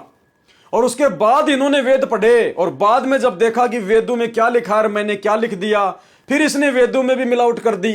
अब सत्यार्थ प्रकाश को तो इसने घर घर में बंटवा दिया, लोगों ने उसको पढ़ लिया। अब इसने सोचा कि वेदों में तो बिल्कुल उल्टा लिखा हुआ है, तो फिर इसने क्या किया? सत्यार्थ प्रकाश के अपने उस गंदे ज्ञान को ऊपर रखने के लिए उसने वेदों में मिलावट करनी शुरू कर दी। वेदों के सरलार्थ में उसने मिलावट करके लिखना शुरू कर दिया ताकि किसी को मेरे अज्ञान का आगे चलकर पता ना चले।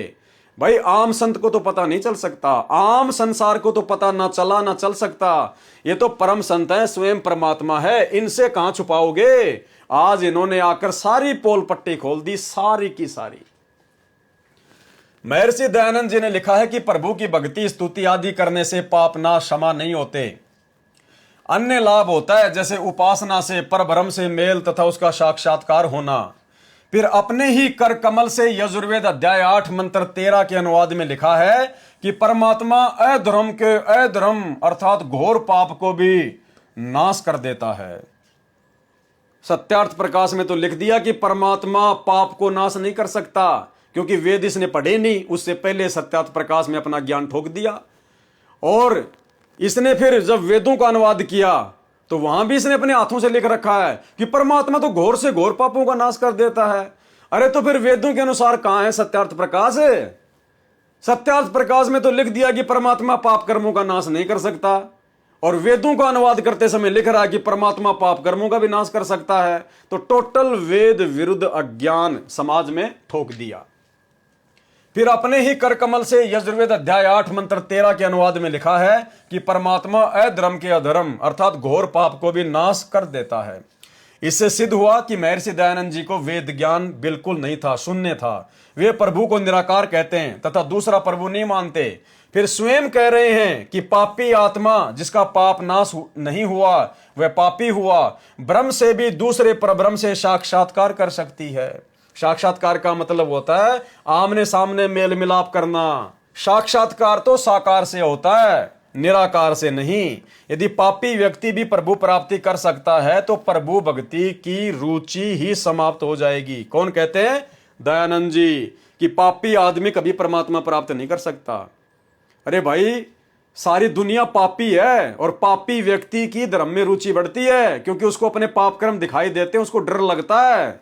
और पापी व्यक्ति यदि परमात्मा प्राप्त ना करे भक्ति करके, सारे उल्टे काम छोड़ के, यदि उसको परमात्मा ना मिले, सुख ना मिले, तो फिर कौन भक्ति करेगा? पर आप भी तो पापी थे, आप भी तो भांग पिया करते थे, तो नशा करने वाला तो पापी होता है। तो फिर आपको कैसे मिल गया परमात्मा आपके अनुसार? जो आप यहां लिख रहे हैं कि पापी व्यक्ति को यदि परमात्मा मिल जाए तो परमात्मा का नियम ही खंड हो जाएगा, भक्ति में लोगों की रुचि नहीं रहेगी। यदि पापी व्यक्ति भी प्रभु प्राप्ति कर सकता है तो प्रभु भक्ति की रुचि ही समाप्त हो जाएगी। जैसे दादा से दूसरा दादा, दादा का पिता परदादा होता है। यदि कोई रोगी वैद्य के पास रोग मुक्त होने के लिए जाए तथा वैद्य कहे कि औषधि से रोग समाप्त तो होगा नहीं परंतु पहलवान हो जाएगा, क्या वह व्यक्ति वैद्य हो सकता है? यदि कोई साबुन विक्रेता कहे कि साबुन कपड़े का मैल तो छुड़वाता नहीं परंतु कपड़े को मजबूत कर देता है, क्या वह व्यक्ति साबुन से परिचित है? वह तो पत्थर के टुकड़े साबुन रूप में विक्रय करने वाला ठग हो सकता है। ऐसी ऐसी सैकड़ों त्रुटियां सत्यार्थ प्रकाश में है जो स्वामी दयानंद जी द्वारा अपनी समझ से लिखा है, जो वेद ज्ञान के पूर्ण रूप से विपरीत है। उपरोक्त विवरण सत्यार्थ प्रकाश से निष्कर्ष रूप में समोल्लास 4 प्रश्न नंबर 70, 71 तथा 96 से 102 पर से लिया गया है। यदि कोई शंका उठे तो कृपया सतलोक आश्रम करोथा से गहरी नजर गीता में तथा सत्यार्थ प्रकाश दोनों पुस्तक मुफ्त प्राप्त करें। केवल फोन करें, पुस्तक आपके पास पहुंच जाएगी, केवल डाक खर्च आपको ही देना होगा। अब भाई और बहनों, आपको सत्यार्थ प्रकाश दिखाते हैं, जो सत्यार्थ प्रकाश महर्षि दयानंद सरस्वती के द्वारा लिखी गई, जो आगे चलकर उनके फॉलोअर्स ने उनको प्रिंट करवाया, उनको छपवाया, समाज सुधार के मकसद से उन्होंने समाज में बांटा और अपनी रोजी रोटी भी चलाई। अब अभी तक आपने जो देखा वो तो सतगुरु रामपाल जी परमेश्वर जी ने अपनी पवित्र पुस्तक भक्ति और भगवान में अपने कर कमलों से लिखा है। अब आपको उसकी सत्यता के लिए कि वास्तव में जो संत रामपाल जी ने लिखा है वो सही है या गलत है, आपको सत्यार्थ प्रकार से ही क्लियर कर देते हैं। तो ये है अथ सत्यार्थ प्रकाश, वेद आदि विविध सदग्रंथ शास्त्र प्रमाण, यानी ये सभी वेद आदि जितने भी शास्त्र हैं उन सब का निष्कर्ष निकाल के लिखी गई है सत्यार्थ प्रकाश। और देखो इसका नाम के आगे कितनी बड़ी उपमा लगाई गई है, श्री मत परम हंस परिवारजक आचार्य महर्षि दयानंद सरस्वती स्वामी विहिर रचित सर्वथा राज नियमे नियोजित। इतनी बड़ी उपाधि लगाई गई है जिस व्यक्ति को समाज सुधार की ये भी सीडी का भी पता नहीं। कहां से छपी है? प्रकाशक है वैदिक पुस्तकालय दयानंद आश्रम अजमेर, सर्वाधिकार श्रीमती परोपकारिणी सभा दयानंद आश्रम केसरगंज अजमेर। ये इनके नंबर वगैरह हैं। और ये स्वास्तिक कंप्यूटर कैलाश नगर दिल्ली, शब्द संयोजक राधा परेश कैलाश नगर दिल्ली। और इसके जो प्रकाशक हैं वो हैं वैदिक पुस्तकालय दयानंद आश्रम केसरगंज अजमेर। और ये इसकी भूमिका है सत्यार्थ प्रकाश की। भूमिका में क्या लिखा है ध्यान से पढ़ना भाई और बहनों। भूमिका पढ़ने का मतलब यही है कि भूमिका लिखने वाले ने लिखा है कि हमने पूरी तरह से संशोधन करके जो भी गलतियां थी इसमें हमने सब कुछ निकाल दी हैं, और अब जो ये सत्यार्थ प्रकाश लिखा जा रहा है इसमें कोई त्रुटि नहीं है। जो बातें इसमें लिखी गई हैं बिल्कुल महर्षि जी के ही अपने विचार हैं, महर्षि जी के द्वारा लिखी गई हैं, इनको सत्य माना जाए। क्या कह रहे हैं?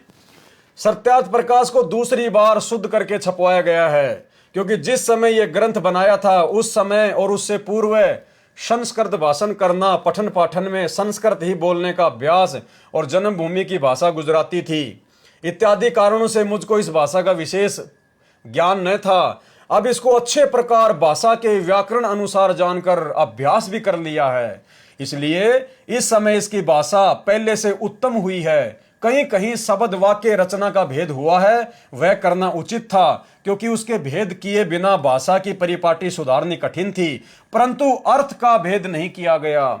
यानी स्वामी जी ने जो लिखा है ना वो बिल्कुल ऐसा का ऐसा लिखा है, हमने कोई भेद नहीं किया। प्रत्युत विशेष तो लिखा गया है, हाँ, जो प्रथम छपने में कहीं कहीं भूल रही थी वह निकाल कर शोधन करके ठीक ठीक करके लिख दी गई है, यानी बिल्कुल कंप्लीट करके लिख दिया गया है।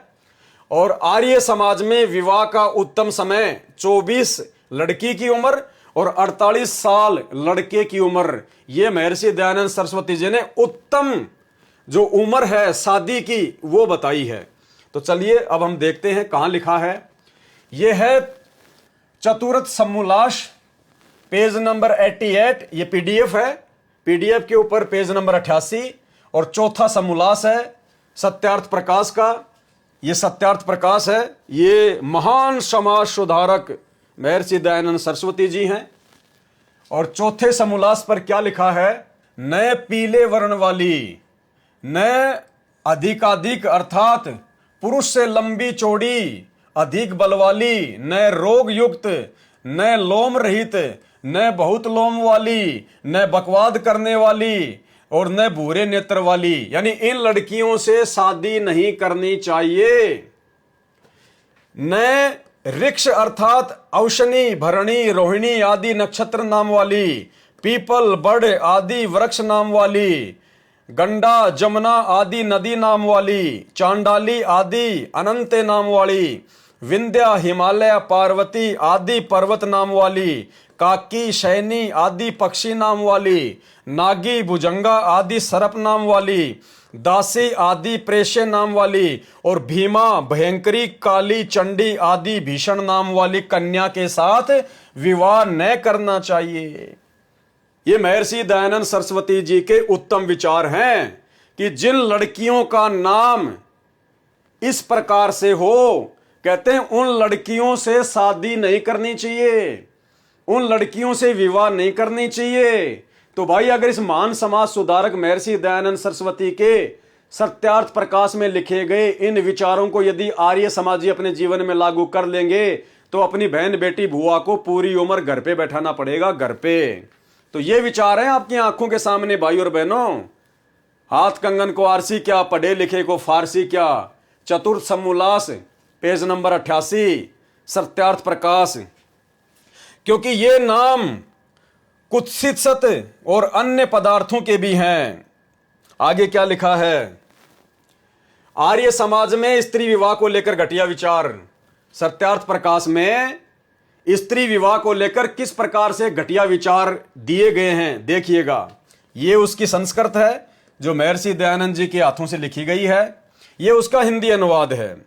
जिसके सरल सूधे अंग हों, यानी जिस लड़की के सरल और सीधे अंग हों, विरुद्ध ना हो, जिसका नाम सुंदर हो, अर्थात यशोदा, सुखदा आदि, हंस और हथिनी के तुल्य जिसकी चाल हो, सूक्ष्म लोम हो, केस और दांत युक्त, और जिसके सब अंग कोमल हो, वैसी स्त्री के साथ विवाह करना चाहिए। केवल ऐसी बहन बेटियों के साथ ही विवाह करना चाहिए, बाकी अन्य के साथ में विवाह नहीं करना चाहिए। ये महर्षि दयानंद सरस्वती जी के विचार है। फिर किसने सवाल किया महर्षि दयानंद जी से, विवाह का समय और प्रकार कौन सा अच्छा है, यानी विवाह जो है वो कौन सी उम्र में करना चाहिए, किस उम्र में शादी करनी चाहिए। तो महर्षि दयानंद सरस्वती जी अपने सत्यार्थ प्रकाश के समोल्लास नंबर 4 में क्या जवाब दे रहे हैं, ध्यान से पढ़ना। सवाल किया कि विवाह का समय और प्रकार कौन सा अच्छा है। 16वें वर्ष से लेकर 24वें वर्ष तक कन्या और 25वें वर्ष से लेकर 48वें वर्ष तक पुरुष का विवाह समय उत्तम है।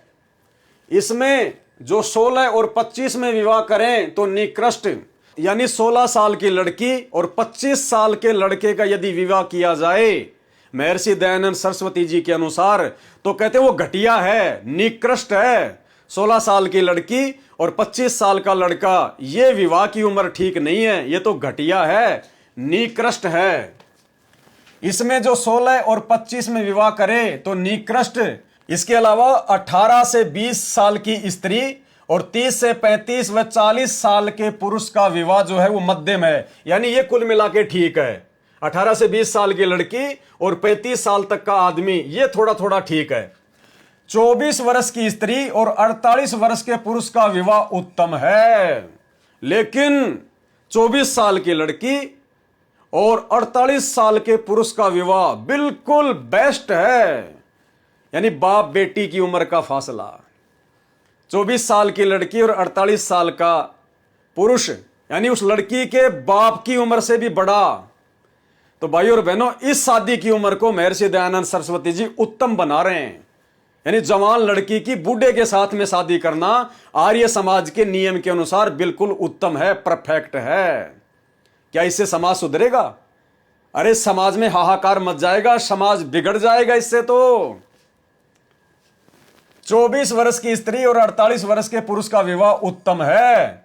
जिस देश में इसी प्रकार विवाह का विधि श्रेष्ठ और ब्रह्मचार्य विद्याभ्यास अधिक होता है वह देश सुखी, यानी जिस देश में 24 साल की लड़की का विवाह 48 साल के पुरुष के साथ में किया जाता है, दयानंद सरस्वती जी कह रहे हैं कि वो देश खुशहाल हो जाता है, माला माल हो जाता है। आगे क्या लिख रहे हैं? चौथा समोल्लास सत्यार्थ प्रकाश पेज नंबर 132। भाई और बहनों, ये सत्यार्थ प्रकाश है और इसका चौथा समोल्लास है और पेज नंबर है 132। और यहां क्या लिखा गया है? आर्य समाज में एक औरत 11 मर्दों के साथ संभोग कर सकती है। जो नियोग के विषय में आपको बताया था पहले, अब आपको सत्यार्थ प्रकाश के चौथे समोल्लास में पेज नंबर 132 पर लिखा हुआ दिखाते हैं। क्या लिखा है? फिर किसने सवाल किया उनसे कि एक स्त्री व पुरुष कितने नियोग कर सकते हैं? कि महर्षि जी, आपने जो बताया है कि भाई यदि ब्राह्मण, क्षत्रिय और वैश्य कुल में यदि कोई स्त्री विधवा हो जाए तो उसको पुनर्विवाह नहीं करना चाहिए, उसको नियोग करना चाहिए। वो बाहर के लोगों के साथ में गैर शारीरिक संबंध बना के संतान उत्पन्न करे। तो फिर सवाल करने वाले ने सवाल किया कि ऐसी एक स्त्री जो बेचारी विधवा हो जाती है या जिसका पति उसको मारता पीटता है, तो वो कितने लोगों के साथ में नियोग कर सकती है, गैर संबंध बना सकती है? एक स्त्री व पुरुष कितने नियोग कर सकते हैं? और विवाहित नियुक्त पतियों का नाम क्या होता है? तो महर्षि जी ने यह संस्कृत में उत्तर दिया है, और यहां पर संस्कृत भी और हिंदी भी लिखी है। लास्ट में यहां लिखा हुआ है, इस मंत्र में 11वें पुरुष तक स्त्री नियोग कर सकती है, वैसे पुरुष भी 11वीं स्त्री तक नियोग कर सकता है। यानी 11 गैर पुरुषों तक वो स्त्री नियोग कर सकती है, पशु कर्म कर सकती है। और जो पुरुष है वो भी यदि उसकी पत्नी मर जाए या उसकी पत्नी लड़ाई झगड़ा करती है तो वो भी संतान उत्पत्ति के लिए बाहर की गैर 11 औरतों के साथ में नियोग करके पशु तुल्य कर्म करके संतान उत्पत्ति कर सकता है अपना वंश चलाने के लिए। ये हाथ कंगन को आरसी क्या, पढ़े लिखे को फारसी क्या, चतुर्थ समोल्लास, ये महर्षि दयानंद जी, ये इनके Satyarth Prakash, page number 132, PDF निकाल के देख लेना। आगे चलिए, आगे क्या लिखा है। फिर किसने सवाल किया कि नियोग मरे पीछे ही होता है व जीते जी भी पति के। फिर किसने सवाल किया कि जो बाहर के गैर पुरुषों के साथ में 11 पुरुषों के साथ में जो आप जी कह रहे हैं कि स्त्री नियोग कर सकती है, तो कहते हैं उसके पति के मरने के बाद में नियोग कर सकती है या स्त्री उसके पति के रहते सहते भी कर सकती है? तो महर्षि जी कह रहे हैं कि रहते सहते भी कर सकती है, कोई दिक्कत नहीं है। यानी आर्य समाज में शादी के बाद अवैध संबंध भी जायज हैं। समोल्लास number 4, page number 133। Arya Samaj में महर्षि दयानंद सरस्वती जी के अनुसार पत्नी 11 गैर पुरुषों तक शारीरिक संबंध बना सकती है। अब बताओ ये आर्य समाज है या फिर ये घटिया समाज है? ऐसा करने से समाज में सुधार होगा या समाज में बिगाड़ होगा? सवाल किया, नियोग मरे पीछे ही होता है व जीते जी पति के भी। स्वामी जी ने उत्तर दिया, जीते जी भी होता है। अगर किसी का पति ना मरा हो, कोई औरत विधवा ना हुई हो, और वो स्त्री चाहे तो बाहर के पुरुषों से गैर शारीरिक संबंध बना के भी संतान उत्पत्ति कर सकती है।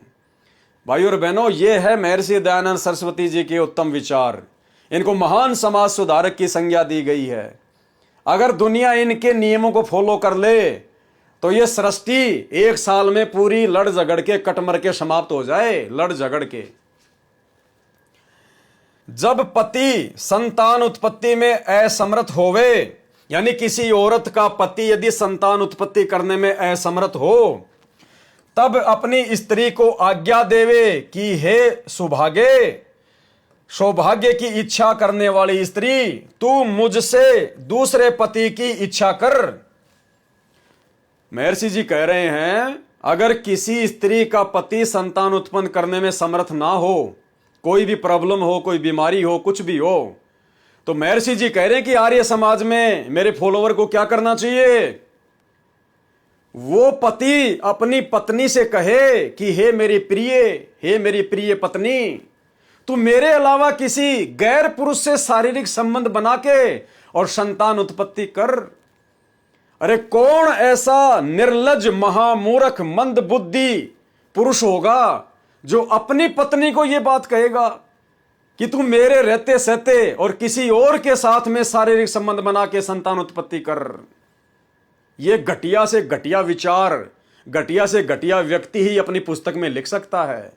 अगर इन विचारों को, जो विचार महर्षि जी ने अपने सत्यार्थ प्रकाश में प्रस्तुत किए हैं, अगर समाज में उतार दिया जाए, समाज में लागू कर दिए जाएं, तो भाई और बहनों, इंसानों में और कुत्तों में कोई अंतर नहीं होगा। कुत्तों में और इंसानों में कोई अंतर नहीं रह जाएगा।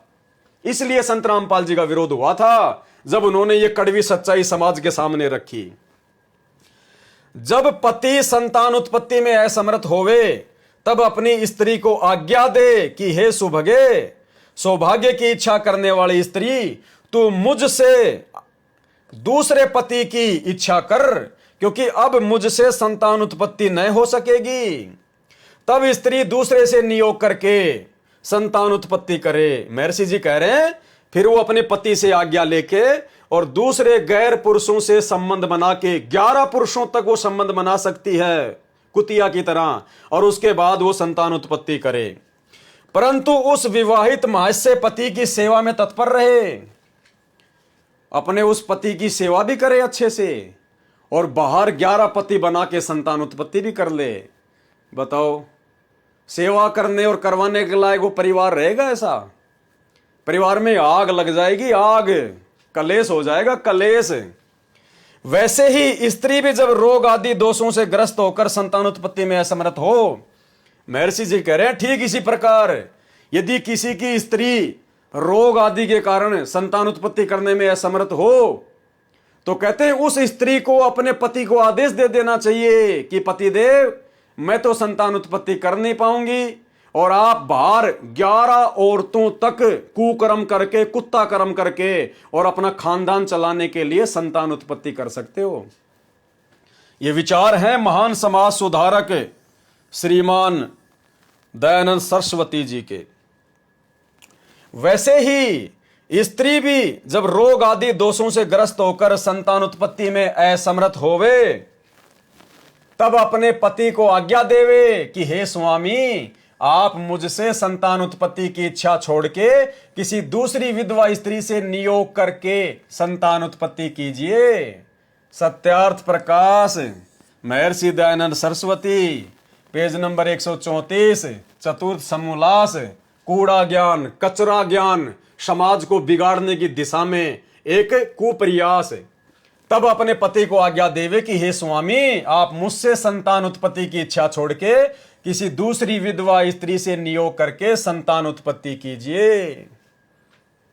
भाइयों और बहनों, मत अपने जीवन में लागू कर लेना, और जो होशो हवास में होगा वो तो इस प्रकार की बातें पढ़ के इस पुस्तक को उसी समय माचिस लगा के आग लगा देगा, आग, कि कहीं ये समाज बिगाड़ने वाली पुस्तक अगर किसी और के हाथ लग गई तो उस कुल का, उस खानदान का सत्यानाश हो जाएगा, सत्यानाश।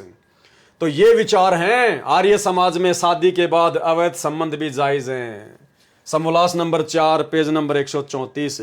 अब आगे देखिए भाइयों और बहनों, और क्या लिखा है महान समाज सुधारक श्रीमान दयानंद सरस्वती जी ने अपनी इसी पुस्तक में सत्यार्थ प्रकाश में, पेज नंबर 134, चतुर्थ समोल्लास।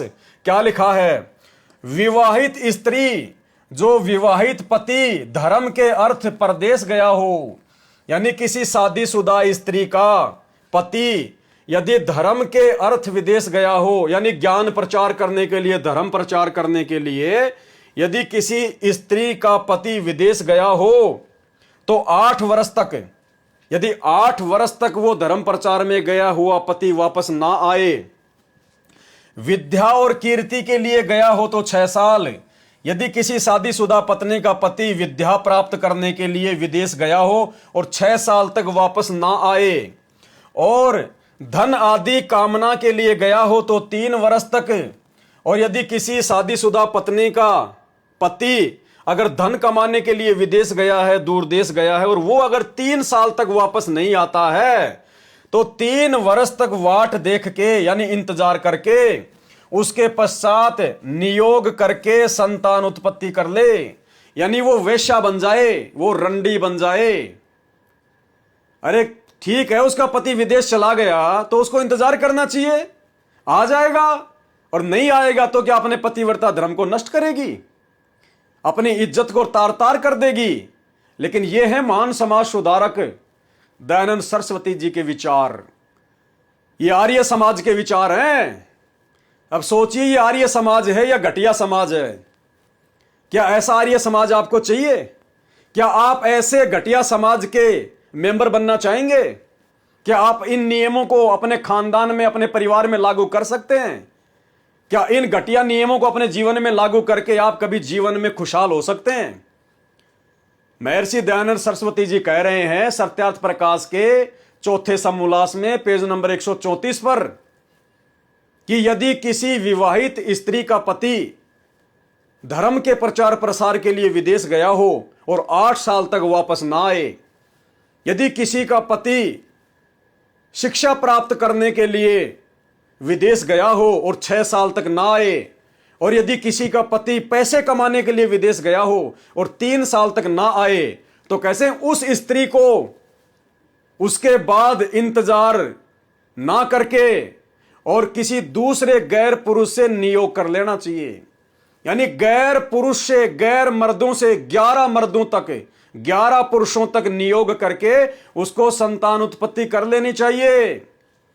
और जब उसका पति अगर वापस आ जाता है तो पहले वाले को छोड़ देना चाहिए जिसके साथ नियोग करके संतान उत्पत्ति की है। और जो संतान उत्पन्न हो चुकी है उसका बाप वही कहलाएगा जो विदेश से वापस आ गया है। यह है महान समाज सुधारक, महान श्रीमान दयानंद सरस्वती जी के महान विचार। यह है आर्य समाज की सच्चाई, महर्षि दयानंद सरस्वती की सच्चाई, सत्यार्थ प्रकाश की सच्चाई, सत्यानाश प्रकाश की सच्चाई। विवाहित स्त्री जो विवाहित पति धर्म के अर्थ प्रदेश गया हो तो 8 वर्ष तक, विद्या और कीर्ति के लिए गया हो तो 6 वर्ष, और धन आदि कामना के लिए गया हो तो 3 वर्ष तक वाट देख के उसके पश्चात नियोग करके संतान उत्पत्ति कर ले। जब विवाहित पति आवे तब नियुक्त पुरुष छूट जावे। जब वो पति वापस आ जाए विदेश से तो वो नियोग वाले को छोड़ दे। अब आगे क्या कह रहे हैं महर्षि जी कि ठीक इसी प्रकार मर्द के लिए भी वही नियम है, वैसे ही पुरुष के लिए भी नियम है। जब विवाह से 8 वर्ष तक स्त्री को गर्भ ना रहे, वो बांझ हो जाए, तो वो भी बाहर की स्त्रियों से शारीरिक संबंध बना के संतान उत्पत्ति कर सकता है। भाई बहनों, ये विचार हैं महर्षि दयानंद सरस्वती जी के। अब भाई इस गंदगी को, इस कचरा ज्ञान को, इस कूड़ा ज्ञान को जो दयानंद सरस्वती ने सत्यार्थ प्रकाश में ठोक दिया समाज को बिगाड़ने के लिए, अब इस घटिया ज्ञान को भाई समाज के सामने प्रस्तुत करके, सार्वजनिक करके कौन आफत मोल ले? कौन? ये तो केवल वो ले सकता है जो सर्व समाज का पिता है, सर्व सृष्टि का पिता है, जिसकी संतानों को काल प्रेरणा से ऐसे ऐसे महर्षियों के द्वारा बिगाड़ा जा रहा हो। उस परमपिता परमेश्वर को चिंता होती है। और तब वो परमेश्वर कबीर साहिब सतलोक से चलकर संत रूप में धरती पर प्रकट होता है।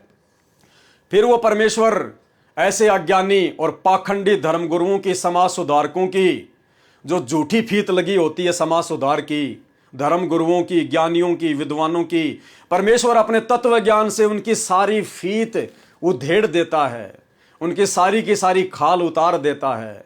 और जो कचरा, जो कूड़ा उनके द्वारा लिखित पुस्तकों में होता है, उनके उपदेशों में होता है, सत्संगों में होता है, परमेश्वर उसको सार्वजनिक करते हैं। अब आपको एक छोटा सा वीडियो दिखाते हैं उसी व्यक्ति का, जो व्यक्ति वर्तमान में अपने आप को आर्य समाज का बहुत बड़ा संत मानता है, स्वामी सच्चिदानंद सरस्वती जी। क्या कह रहा है वो व्यक्ति? छोटा सा वीडियो उसका पहले आप देख लीजिएगा। और तो और एक पुराण ऐसा है जिसकी समाज में आज बड़ी व्याप्ति हो रही है, जगह जगह जिसके नाम से बड़ी बड़ी कथाएं होती हैं। जिस पुराण का नाम है श्रीमद् भागवत महापुराण। आप लोगों ने उसकी कथाएं सुनी होंगी। वैसे तो इस धूर्त भागवतकार ने भगवान कृष्ण को कलंकित करने में कोई कोर कसर नहीं छोड़ी। ऋषि दयानंद की वेदना को देखो। स्वामी दयानंद कहते हैं, भागवत बनाने वाले, तू अपनी मां के गर्भ में ही मर गया होता तो अच्छा होता, और यदि अपने मां के गर्भ में नहीं मर पाया तो जन्म लेते मर जाता तब भी अच्छा होता। तू इस धरती से समाप्त हो जाता तो बहुत सनातन धर्म का उपकार हो गया होता, क्योंकि तूने हमारे महापुरुष भगवान कृष्ण को जितना कलंकित किया है उतना किसने कलंकित किया नहीं भगवान कृष्ण को। तो वीडियो में इसने कहा श्रीमद् भागवत महापुराण के लेखक श्री वेद व्यास जी के विषय में, हिंदू समाज जिसको अपना भगवान मानता है, भगवान वेद व्यास, वो कह रहा है कि जो वेद व्यास जी हैं उनको तो मां के गर्भ में ही मर जाना चाहिए था। यानी महर्षि दयानंद जी के विचार बता रहा है कि वेद व्यास के विषय में, श्रीमद् भागवत महापुराण के लेखक वेद व्यास जी के विषय में और दयानंद सरस्वती जी के क्या विचार थे कि इस महापुराण के लेखक को तो मां के गर्भ में ही मर जाना चाहिए था। अगर वो गर्भ में नहीं मर पाया तो जन्म लेते ही मर जाना चाहिए था, क्योंकि सबसे ज्यादा समाज का बिगाड़ा श्रीमद् देवी भागवत महापुराण ने किया है। तो भाई अब आपने ये पुस्तक देख ली, सत्यार्थ प्रकाश, महर्षि दयानंद सरस्वती के द्वारा लिखित है। अब आप बताइए, क्या इस व्यक्ति को जन्म लेने का अधिकार था? क्या ऐसे घटिया विचारों से ओतप्रोत व्यक्ति को मां के गर्भ में नहीं मर जाना चाहिए था? और मां के गर्भ में अगर बच भी गया तो क्या जन्म लेते ही नहीं मर जाना चाहिए था? जो समाज को इस प्रकार से बिगाड़ने की पूरी तैयारी करके आया था, काल प्रेरणा से काल ने अपना विशेष दूत भेज रखा था, ये जो समाज सुधार के नाम पर विद्वान की कीर्ति प्राप्त करके दुनिया को बिगाड़ने की दिशा में आगे बढ़ रहा है। अगर इसके घटिया विचारों को समाज में लागू कर दिया जाए तो क्या होगा भाई और बहनों? देश का सत्यानाश हो जाएगा, देश का सत्यानाश। कत्लेआम, लड़ाई झगड़े, घर में कलेश, ये है इनके घटिया विचार। और ये स्वामी सच्चिदानंद सरस्वती दयानंद जी का फॉलोवर ये संत रामपाल जी के ऊपर उंगली उठाता है कि उनको संस्कृत के बारे में कुछ नहीं पता, उन्होंने वेदों के श्लोकों का अनर्थ कर दिया। और एक श्लोक को परिभाषित करते हुए क्या कह रहा है, आप जी पहले छोटा सा वीडियो सुनिए। एक बात पे जरूर ध्यान रखना, उस श्लोक को सुनाते समय और गुरुदेव भगवान का नाम लेते हुए वो कह रहा है कि संत रामपाल जी ने कवि को कबीर साबित कर दिया। यानी उस श्लोक में जो कवि लिखा हुआ है, कह रहा है कि संत रामपाल जी तो कबीरपंथी है, वो कबीर को अपना भगवान मानता है, इसलिए उसने कवि को कबीर घोषित कर दिया। और आम लोगों से पूछ रहा है, वहां बैठे हुए लोगों से पूछ रहा है कि कवि और कबीर अलग अलग है ना। लोगों से पूछ रहा है जिनको एबीसीडी का नहीं पता, वेदों का, उन लोगों से पूछ रहा कि कवि और कबीर अलग अलग है ना। तो देखो कवि और कबीर एक कैसे हो सकते हैं, लेकिन संत रामपाल जी ने एक कर दिया। और फिर यह भी कह रहा है कि वेदों में परमात्मा को कवि नाम से संबोधित किया है, क्योंकि परमात्मा एक कवि भी है। यह भी मान रहा वो कि परमात्मा एक कवि भी है। तो सुनिए पहले छोटा सा वीडियो। जैसे आपके हरियाणा के अंदर एक रामपाल है, वो भी बिल्कुल निरक्षर भट्टाचार्य, संस्कृत की एबीसीडी भी नहीं जानता वो व्यक्ति, और वो भी संस्कृत में टांग अड़ाता है। और स्थिति इनकी क्या है, वेद का एक मंत्र आता है, वो पुरुष सूक्त का मंत्र है। ऋषि दयानंद ने भी सत्यार्थ प्रकाश में जिसको दिया है, मंत्र का नाम है सपरियगा शुक्रमकाय अवर्णा असना विरम शुद्धमा पाप विद्धम कबीर मनीषी परिभू स्वयंभू। इस मंत्र में कवि शब्द आया, कवि ही परमात्मा को कवि से संबोधित किया गया, परमात्मा कवि भी है। अच्छा, कवि और कबीर में अंतर है या नहीं? दोनों शब्दों में कितना बड़ा अंतर है, एक तो कवि शब्द है और एक कबीर शब्द है ना। कबीरदास, क्योंकि रामपाल कबीरदास जी का भक्त है, उनको मानता है कबीरपंथी है, तो वो रामपाल कहता है कि कबीरदास जी का वर्णन वेद के अंदर भी है। कबीर मनीषी आया, अरे वहां तो कवि शब्द है, संधि होकर के कबीर बन गया है वो। तो वीडियो आपने सुन लिया भाई और बहनों। सबसे पहले तो वो कह रहा है कि कवि और कबीर दोनों अलग अलग हैं, लेकिन संत रामपाल जी ने कवि का अर्थ कर दिया कबीर, जबकि कवि शब्द अलग है और कबीर शब्द अलग है। कवि का कभी कबीर हो ही नहीं सकता।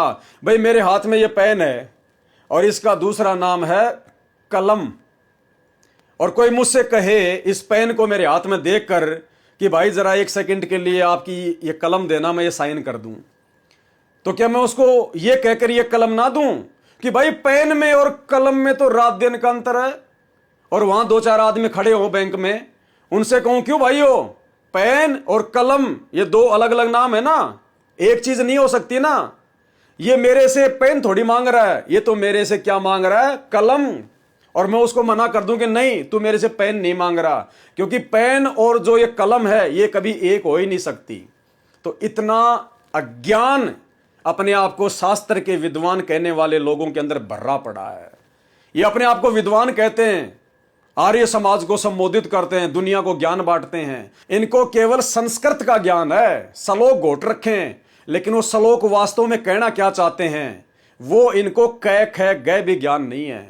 अब इसके अनुसार यदि कवि को कबीर नहीं कह सकते, यदि कवि का अर्थ कबीर नहीं होता है, तो मेरे भाई फिर जल पानी नीर, जल पानी नीर।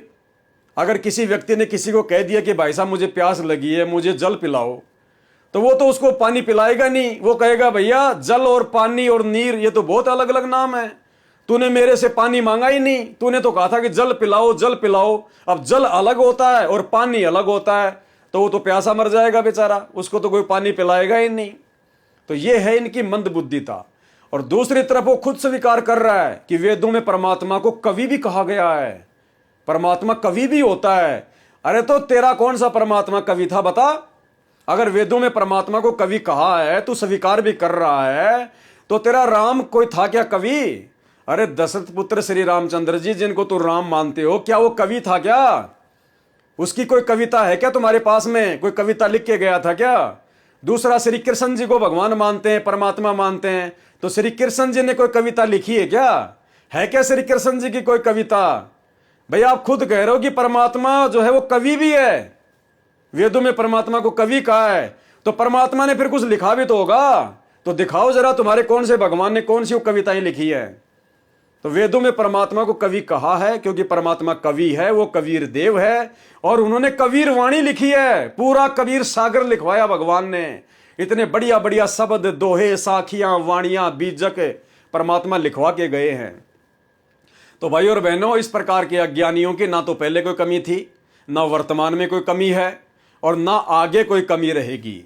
अब समझना और सुधरना आप और हमने पड़ेगा। परमात्मा ने सब कुछ शीशे की तरह साफ करके रख दिया है। जिस मकसद के लिए वो कबीर परमात्मा धरती पर तत्वदर्शी संत के रूप में प्रकट होता है, उस मकसद को परमात्मा क्लियर करता है, पूरा करता है, ताकि इस आत्मा के दिलो दिमाग में ये बात घर कर जाए कि हां, भगवान कौन है और वास्तव में आज उस परमेश्वर की जानकारी कहां है, किसके पास है और आज वो परमेश्वर किस रूप में धरती पे आया हुआ है। भाई और बहनों, आज से पहले 4 युग बीत चुके हैं। कलयुग का जो प्रथम चरण था वो भी बीत चुका है और ये कलयुग की बिचली पीढ़ी चल रही है। आज से पहले भी ये भगवान यही ज्ञान दिया करते थे। ये सतगुरु रामपाल जी भगवान, ये कबीर परमात्मा चारों युगों में प्रकट होकर या अन्य रूपों में, अन्य समय में जगह जगह प्रकट होकर परमात्मा यही ज्ञान दिया करते थे लोगों को। 650 साल पहले भी आके परमात्मा ने यही अनमोल ज्ञान ठोक ठोक के दिया। लेकिन हम क्यों नहीं समझ पाए? क्योंकि भाई और बहनों, हमारी आत्मा स्वीकार नहीं कर पाई। क्यों नहीं स्वीकार कर पाई? क्योंकि परमेश्वर उस समय हमारे को यह प्रमाण नहीं दिखा पाए थे। इन विद्वानों की विदुता का, इन झूठे और पाखंडी समाज सुधारकों की झूठी विदुता का इनकी पुस्तकों में से प्रमाण नहीं दिखा पाए। परमेश्वर ने अक्षर ज्ञान युक्त एक महापुरुष की भूमिका करी, अनपढ़ की भूमिका की। इसलिए परमात्मा हमें शास्त्रों में से नहीं दिखा पाए, क्योंकि हम खुद भी अनपढ़ थे। अगर परमात्मा दिखा भी देते, वो तो समर्थ है, सर्वज्ञ है, कुछ भी कर सकता है, जानी जान है, वो तो दुनिया के समस्त भाषाओं का जानकार है। लेकिन हम अनपढ़ थे। अगर परमात्मा दिखा भी देते तो हम नहीं पढ़ पाते, हम नहीं देख पाते। ये महर्षि दयानंद सरस्वती जैसे नकली विद्वान हमारे को गुमराह जो है वो कर दिया करते थे कि नहीं, कहीं नहीं लिखा, आंखों देखने के बाद भी कि नहीं नहीं कहीं नहीं लिखा हुआ, ये कबीर झूठ बोलता है, झूठ बोलता है, और ऐसे इन पाखंडियों का दाव लगा रहा। अब ये कलयुग की बिचली पीढ़ी का समय जो सतगुरु रामपाल जी परमात्मा ने, इस कबीर भगवान ने जो निश्चित किया था कि धर्मदास 5000 और 500 जब कलयुग बीत जाए, महापुरुष फरमान तब जग तारण को आए। यानी वो मेरी भक्ति का जो समय है वो कलयुग के 5505 वर्ष बीतने के बाद में शुरू होगा। तो परमेश्वर ने 8 सितंबर 1951 को कलयुग की बिचली पीढ़ी में प्रकट होकर परमेश्वर ने विज्ञान फैला दी। ये टीवी, रेडियो, इंटरनेट उपकरण, सभी शास्त्रों का सभी भाषाओं में अनुवाद, सबके हाथों में मोबाइल, जब चाहे देख लो, कोई भी शास्त्र, कोई भी जो है प्रमाण देख लो। और परमेश्वर ने अपने सभी बच्चों को शिक्षित कर दिया, सभी भाषाओं से परिचित करवा दिया। आज परमेश्वर ने फिर ये ठोक ठोक के ज्ञान दिया, वेदों का, गीता का, कुरान का, पुराण का, बाइबल का। महर्षि दयानंद सरस्वती जैसे झूठे विद्वानों का, झूठे समाज सुधारकों का अज्ञान परमेश्वर ने बिल्कुल आमने सामने कर दिया, आंखों के सामने कर दिया। इसलिए आज आप और हमारी आत्मा दृढ़ हो जाएगी। आज इस आत्मा को, इस मन पापी को मानने के लिए विवश होना पड़ेगा। इसके पास में कोई ऑप्शन ही नहीं बचेगा। इसलिए आज ये आत्मा अपने भगवान को पहचानेगी, अपने सतगुरुदेव भगवान को पहचानेगी, जो कि स्वयं कबीर परमात्मा है, धरती पर प्रकट हैं। ये विश्व इतिहास में, भक्ति इतिहास में जो संघर्ष इन्होंने किया है आत्माओं को जगाने के लिए, इस देश दुनिया में ना जाने कितने लाखों करोड़ों साधु संत महात्मा मंडलेश्वर शंकराचार्य हैं। आज तक किसी ने भी इस प्रकार से सभी धर्मशास्त्रों का ज्ञान उंगली रख रख के भक्तों को नहीं बताया, नहीं समझाया, क्योंकि वो तथाकथित शंकराचार्य, संत, महंत, मंडलेश्वर, महर्षि अपने खुद के ही शास्त्रों से पूर्णतया परिचित नहीं है। दुनिया के शास्त्रों को क्या खाक दिखाएंगे? ये काम तो परमेश्वर कर सकता है, परमात्मा कर सकता है, पूर्ण तत्वदर्शी संत कर सकता है। तो आज परमेश्वर ने आप और हम आत्माओं की आंखें खोलने के लिए भाई और बहनों जो प्रयास करना था, अपनी तरफ से पूरा प्रयास कर डाला है। सबके इतिहास दाना दाना आप और हमारे को गिना दिया है। कौन विद्वान था, कौन ज्ञानी था, कौन अज्ञानी था। भाई और बहनों, अब यदि इस परमात्मा को ना पहचान के, इनके ज्ञान पर मर्यादाओं में रहकर यदि ये भक्ति ना करके, यदि हमारा पैर यहीं रह गया, यदि हम इसी काल के जाल में फंसे रहे, तो भाई और बहनों फिर हमारी खुद की अज्ञानता, खुद की नादानी, खुद की कमजोरी होगी। हम परमेश्वर को, गुरुदेव भगवान को किसी प्रकार का कोई दोष नहीं दे सकते। तो भाई और बहनों, बहुत बड़ी मेहर, बहुत बड़ी दया सतगुरु रामपाल जी भगवान की। और आज इतना सब कुछ इनसे प्राप्त करके भाई और बहनों, हमने तो अपना दिलो जान, तन मन धन सब कुछ गुरुदेव भगवान के चरणों में रगड़ देना चाहिए, समर्पण कर देना चाहिए। इनके अलावा हमें दूसरा कोई सोपन में भी दिखाई नहीं देना चाहिए। इनके अलावा हमारे को कुछ भी दुनिया में नजर नहीं आना चाहिए। आज परमेश्वर ने वो अनमोल ज्ञान दे दिया, और परमेश्वर ने ज्ञान के साथ साथ हम आत्माओं को इतने सुख दे दिए परमात्मा ने। जिसके पुत्र नहीं थे उनको पुत्र दिए, 60-60 साल की उम्र में दिए। जो निर्धन थे उनको धन दिया, जो अस्वस्थ थे उनको स्वस्थ शरीर दिया। परमेश्वर ने अंधों को आंखें दी। आज वो ऐसे ऐसे कारनामे, जिन कारनामों को देखकर मेडिकल साइंस भी हैरान है। बड़े बड़े डॉक्टरों ने, बड़ी बड़ी हॉस्पिटल ने, पीजीआई, एम्स, अपोलो ने जिन लोगों को बिल्कुल डिक्लेयर कर दिया था कि आपकी कैंसर की लास्ट स्टेज है, दुनिया में आपका इलाज नहीं है, मरने के अलावा दूसरा कोई ऑप्शन नहीं है, आज वे व्यक्ति संत रामपाल जी से मात्र उपदेश लेकर जो सत भक्ति कर रहे हैं, बिना गोली दवाई, बिना ऑपरेशन, बिना हॉस्पिटल, बिना ट्रीटमेंट के, आज वो घोड़े की तरह दौड़ रहे हैं, घोड़े की तरह अपना काम कर रहे हैं। आज कहां गई वो एम्स, पीजीआई, अपोलो, कहां गए वो डॉक्टर? ये परमेश्वर है जिसने शरीर बनाया है। पिंड प्राण जिन दीने दाना, गरीब दास जाकू कुर्बाना। अरे जिस परमेश्वर ने ये शरीर बनाया है, सबसे बड़ा डॉक्टर यही है, यही, इससे बड़ा और कोई डॉक्टर नहीं है। अगर सत भक्ति करेंगे, मर्यादा में रहेंगे, तो परमेश्वर अपनी आत्मा को कोई ऐसा असाध्य रोग होने नहीं देगा जिस रोग के चलते उसकी भक्ति में बाधा उत्पन्न हो। बाकी ठीक है, हाड़ मांस का शरीर है, 36 प्रकार के जोड़ लगे हुए हैं, मिट्टी का पुतला है, सर्दी जुकाम खांसी बुखार नॉर्मल चीज है, ये तो सभी को सताएंगी, सताती रहेंगी। लेकिन परमेश्वर ऐसा अपने मर्यादित साधक को असाध्य रोग नहीं होने देंगे जिस रोग के चलते उसकी भक्ति में बाधा उत्पन्न हो। तो भाई और बहनों, आज हमने अपने परमपिता परमेश्वर जी को पहचानना है, और साथ संगत से जुड़े हुए भाई बहनों ने तो पहचान लिया है, और पहचान कर जिस प्रकार से भगवान के प्रति समर्पित होना होता है आत्म कल्याण के लिए, सत्सेवक भाई बहन ज्ञान को आधार बनाकर, घर को आश्रम बनाकर और गुरु को ही भगवान बनाकर समर्पित हो चुके हैं। बाकी भाई जिनके जैसे भाग, जिनके जैसे संस्कार। तो भाई और बहनों, अब आगे परमेश्वर क्या बता रहे हैं लास्ट में? मुझदास की प्रार्थना है कि मानव जीवन दुर्लभ है, इसे नादान संतों, महंतों व आचार्यों, महर्षियों तथा पंथों के पीछे लगकर नष्ट नहीं करना चाहिए। पूर्ण संत की खोज करके, उपदेश प्राप्त करके आत्म कल्याण करवाना श्रेयकर है। और आपको तो पूर्ण संत की खोज भी नहीं करनी है, ये तो खोजा खुजाया आया हुआ है। सर्व पवित्र सदग्रंथों के अनुसार अर्थात शास्त्र अनुकूल यथार्थ भक्ति मार्ग मुझदास रामपाल दास के पास उपलब्ध है। कृपया निःशुल्क प्राप्त करें। सर्व पवित्र धर्मों की पवित्र आत्माएं तत्व ज्ञान से अपरिचित है, जिस कारण नकली गुरुओं, संतों, महंतों तथा ऋषियों तथा पंथों का दाव लगा हुआ है। जिस समय पवित्र भगत समाज आध्यात्मिक तत्व ज्ञान से परिचित हो जाएगा, उस समय नकली संतों, गुरुओं व आचार्यों को छुपने का स्थान भी नहीं मिलेगा। कुछ श्रद्धालुओं को शंका है कि गुरुजी बदलना पाप है। उनसे प्रार्थना है कि पूरे गुरुदेव की प्राप्ति होने पर अधूरे गुरु को त्याग देना समझदारी होती है। जैसे एक वैद्य से रोग ठीक नहीं होता तो दूसरे डॉक्टर के पास जाना हितकर होता है, इसी प्रकार गुरु बदलना पाप नहीं बल्कि पुण्य है। इसके बारे में कबीर साहब कहते हैं कि झूठे गुरु को तजते तनिक न कीजिए वार।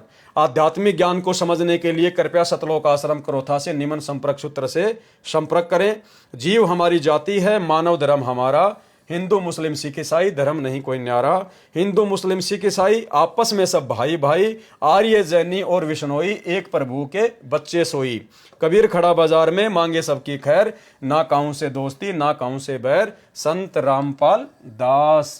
तो भाई और बहनों, आज हमारा भक्ति और भगवान पुस्तक के संदर्भ में ये 13वें नंबर का वीडियो था। कल परमेश्वर दया करेंगे तो रात्रि 9 बजे 14वें नंबर के वीडियो में हम रात्रि 9 बजे लाइव आएंगे। सभी भाई बहन लाइव जुड़े, इस वीडियो को ज़्यादा से ज़्यादा शेयर करें। और भाई और बहनों, आज का हमारा जो सत्यार्थ प्रकाश के ऊपर ये वीडियो बनाने का जो मकसद था, ये केवल आर्य समाज से संबंधित भाई बहनों को समझाने की दिशा में एक प्रयास था कि भाई और बहनों, आपकी आंखों के सामने महर्षि दयानंद सरस्वती जी का अज्ञान, उनकी सच्चाई, उन्हीं के कर कमलों से लिखित पुस्तक से आपने देखी है। हाथ कंगन को आरसी क्या, पढ़े लिखे को फारसी क्या। ये मनुष्य योनि परमात्मा प्राप्ति के लिए मिलती है, समय को ना गंवाएं। और मनुष्य योनि में पूर्ण मोक्ष प्राप्त करने वाला तत्वदर्शी संत, वो कबीर भगवान संत रामपाल जी के रूप में धरती पर प्रकट है। मौका ना गंवाएं। हम लोग जानवर नहीं हैं, पशु पक्षी नहीं हैं। परमेश्वर ने हमें इंसान योनि दी है, अन्य योनियों से भिन्न सर्वश्रेष्ठ दिमाग दिया है। हम सोच सकते हैं, विचार कर सकते हैं, देख सकते हैं, चिंतन मनन कर सकते हैं। खुद समझ में ना आवे तो दूसरे से सलाह मशवरा ले सकते हैं। तो आज अपने इस मनुष्य योनि में आपने जो विशेष दिमाग पाया है, जो बुद्धि पाई है, इसका प्रयोग करो। देखा देखी मत चलो, उन परंपराओं के पीछे मत दौड़ो, उन रीति रिवाजों में मत फंसे रहो। कौन ज्ञानी है, कौन अज्ञानी है, इसका निर्णय तो तत्वदर्शी संत के सत्संग सुनकर ही किया जा सकता है। तो तत्वदर्शी संत आपकी आंखों के सामने सतगुरु रामपाल जी भगवान धरती पर प्रकट हैं। यूट्यूब पर जाइए, संत रामपाल जी महाराज जी के नाम से उनके सत्संग सर्च कीजिए। सबसे पहले सृष्टि रचना सुनिए और सभी प्रमाण देखिए और भगवान के चरणों में लग जाइए। अन्यथा ये मनुष्य जन्म प्राप्त करके अगला जन्म गधे, कुत्ते, सूअर का ही प्राप्त करोगे। फिर और महादुख और महासंकट और महापरेशानियां, और इस प्रकार से ये काल फिर आपको आगे से आगे उलझाता ही चला जाएगा। तो सुलझाने के लिए परमात्मा आए हुए हैं। अगर जरा भी बुद्धि रखते हो तो संत रामपाल जी के यूट्यूब पर जाकर सत्संग सुनना शुरू कीजिए और परमेश्वर को परमेश्वर मानकर भक्ति कीजिए, अपना आत्म कल्याण करवाइए। तो आज के वीडियो में केवल इतना ही। गुरुदेव भगवान हम सबको आशीर्वाद दें, इजाजत दें। बंदी छोड़ सतगुरु रामपाल जी भगवान की जय हो।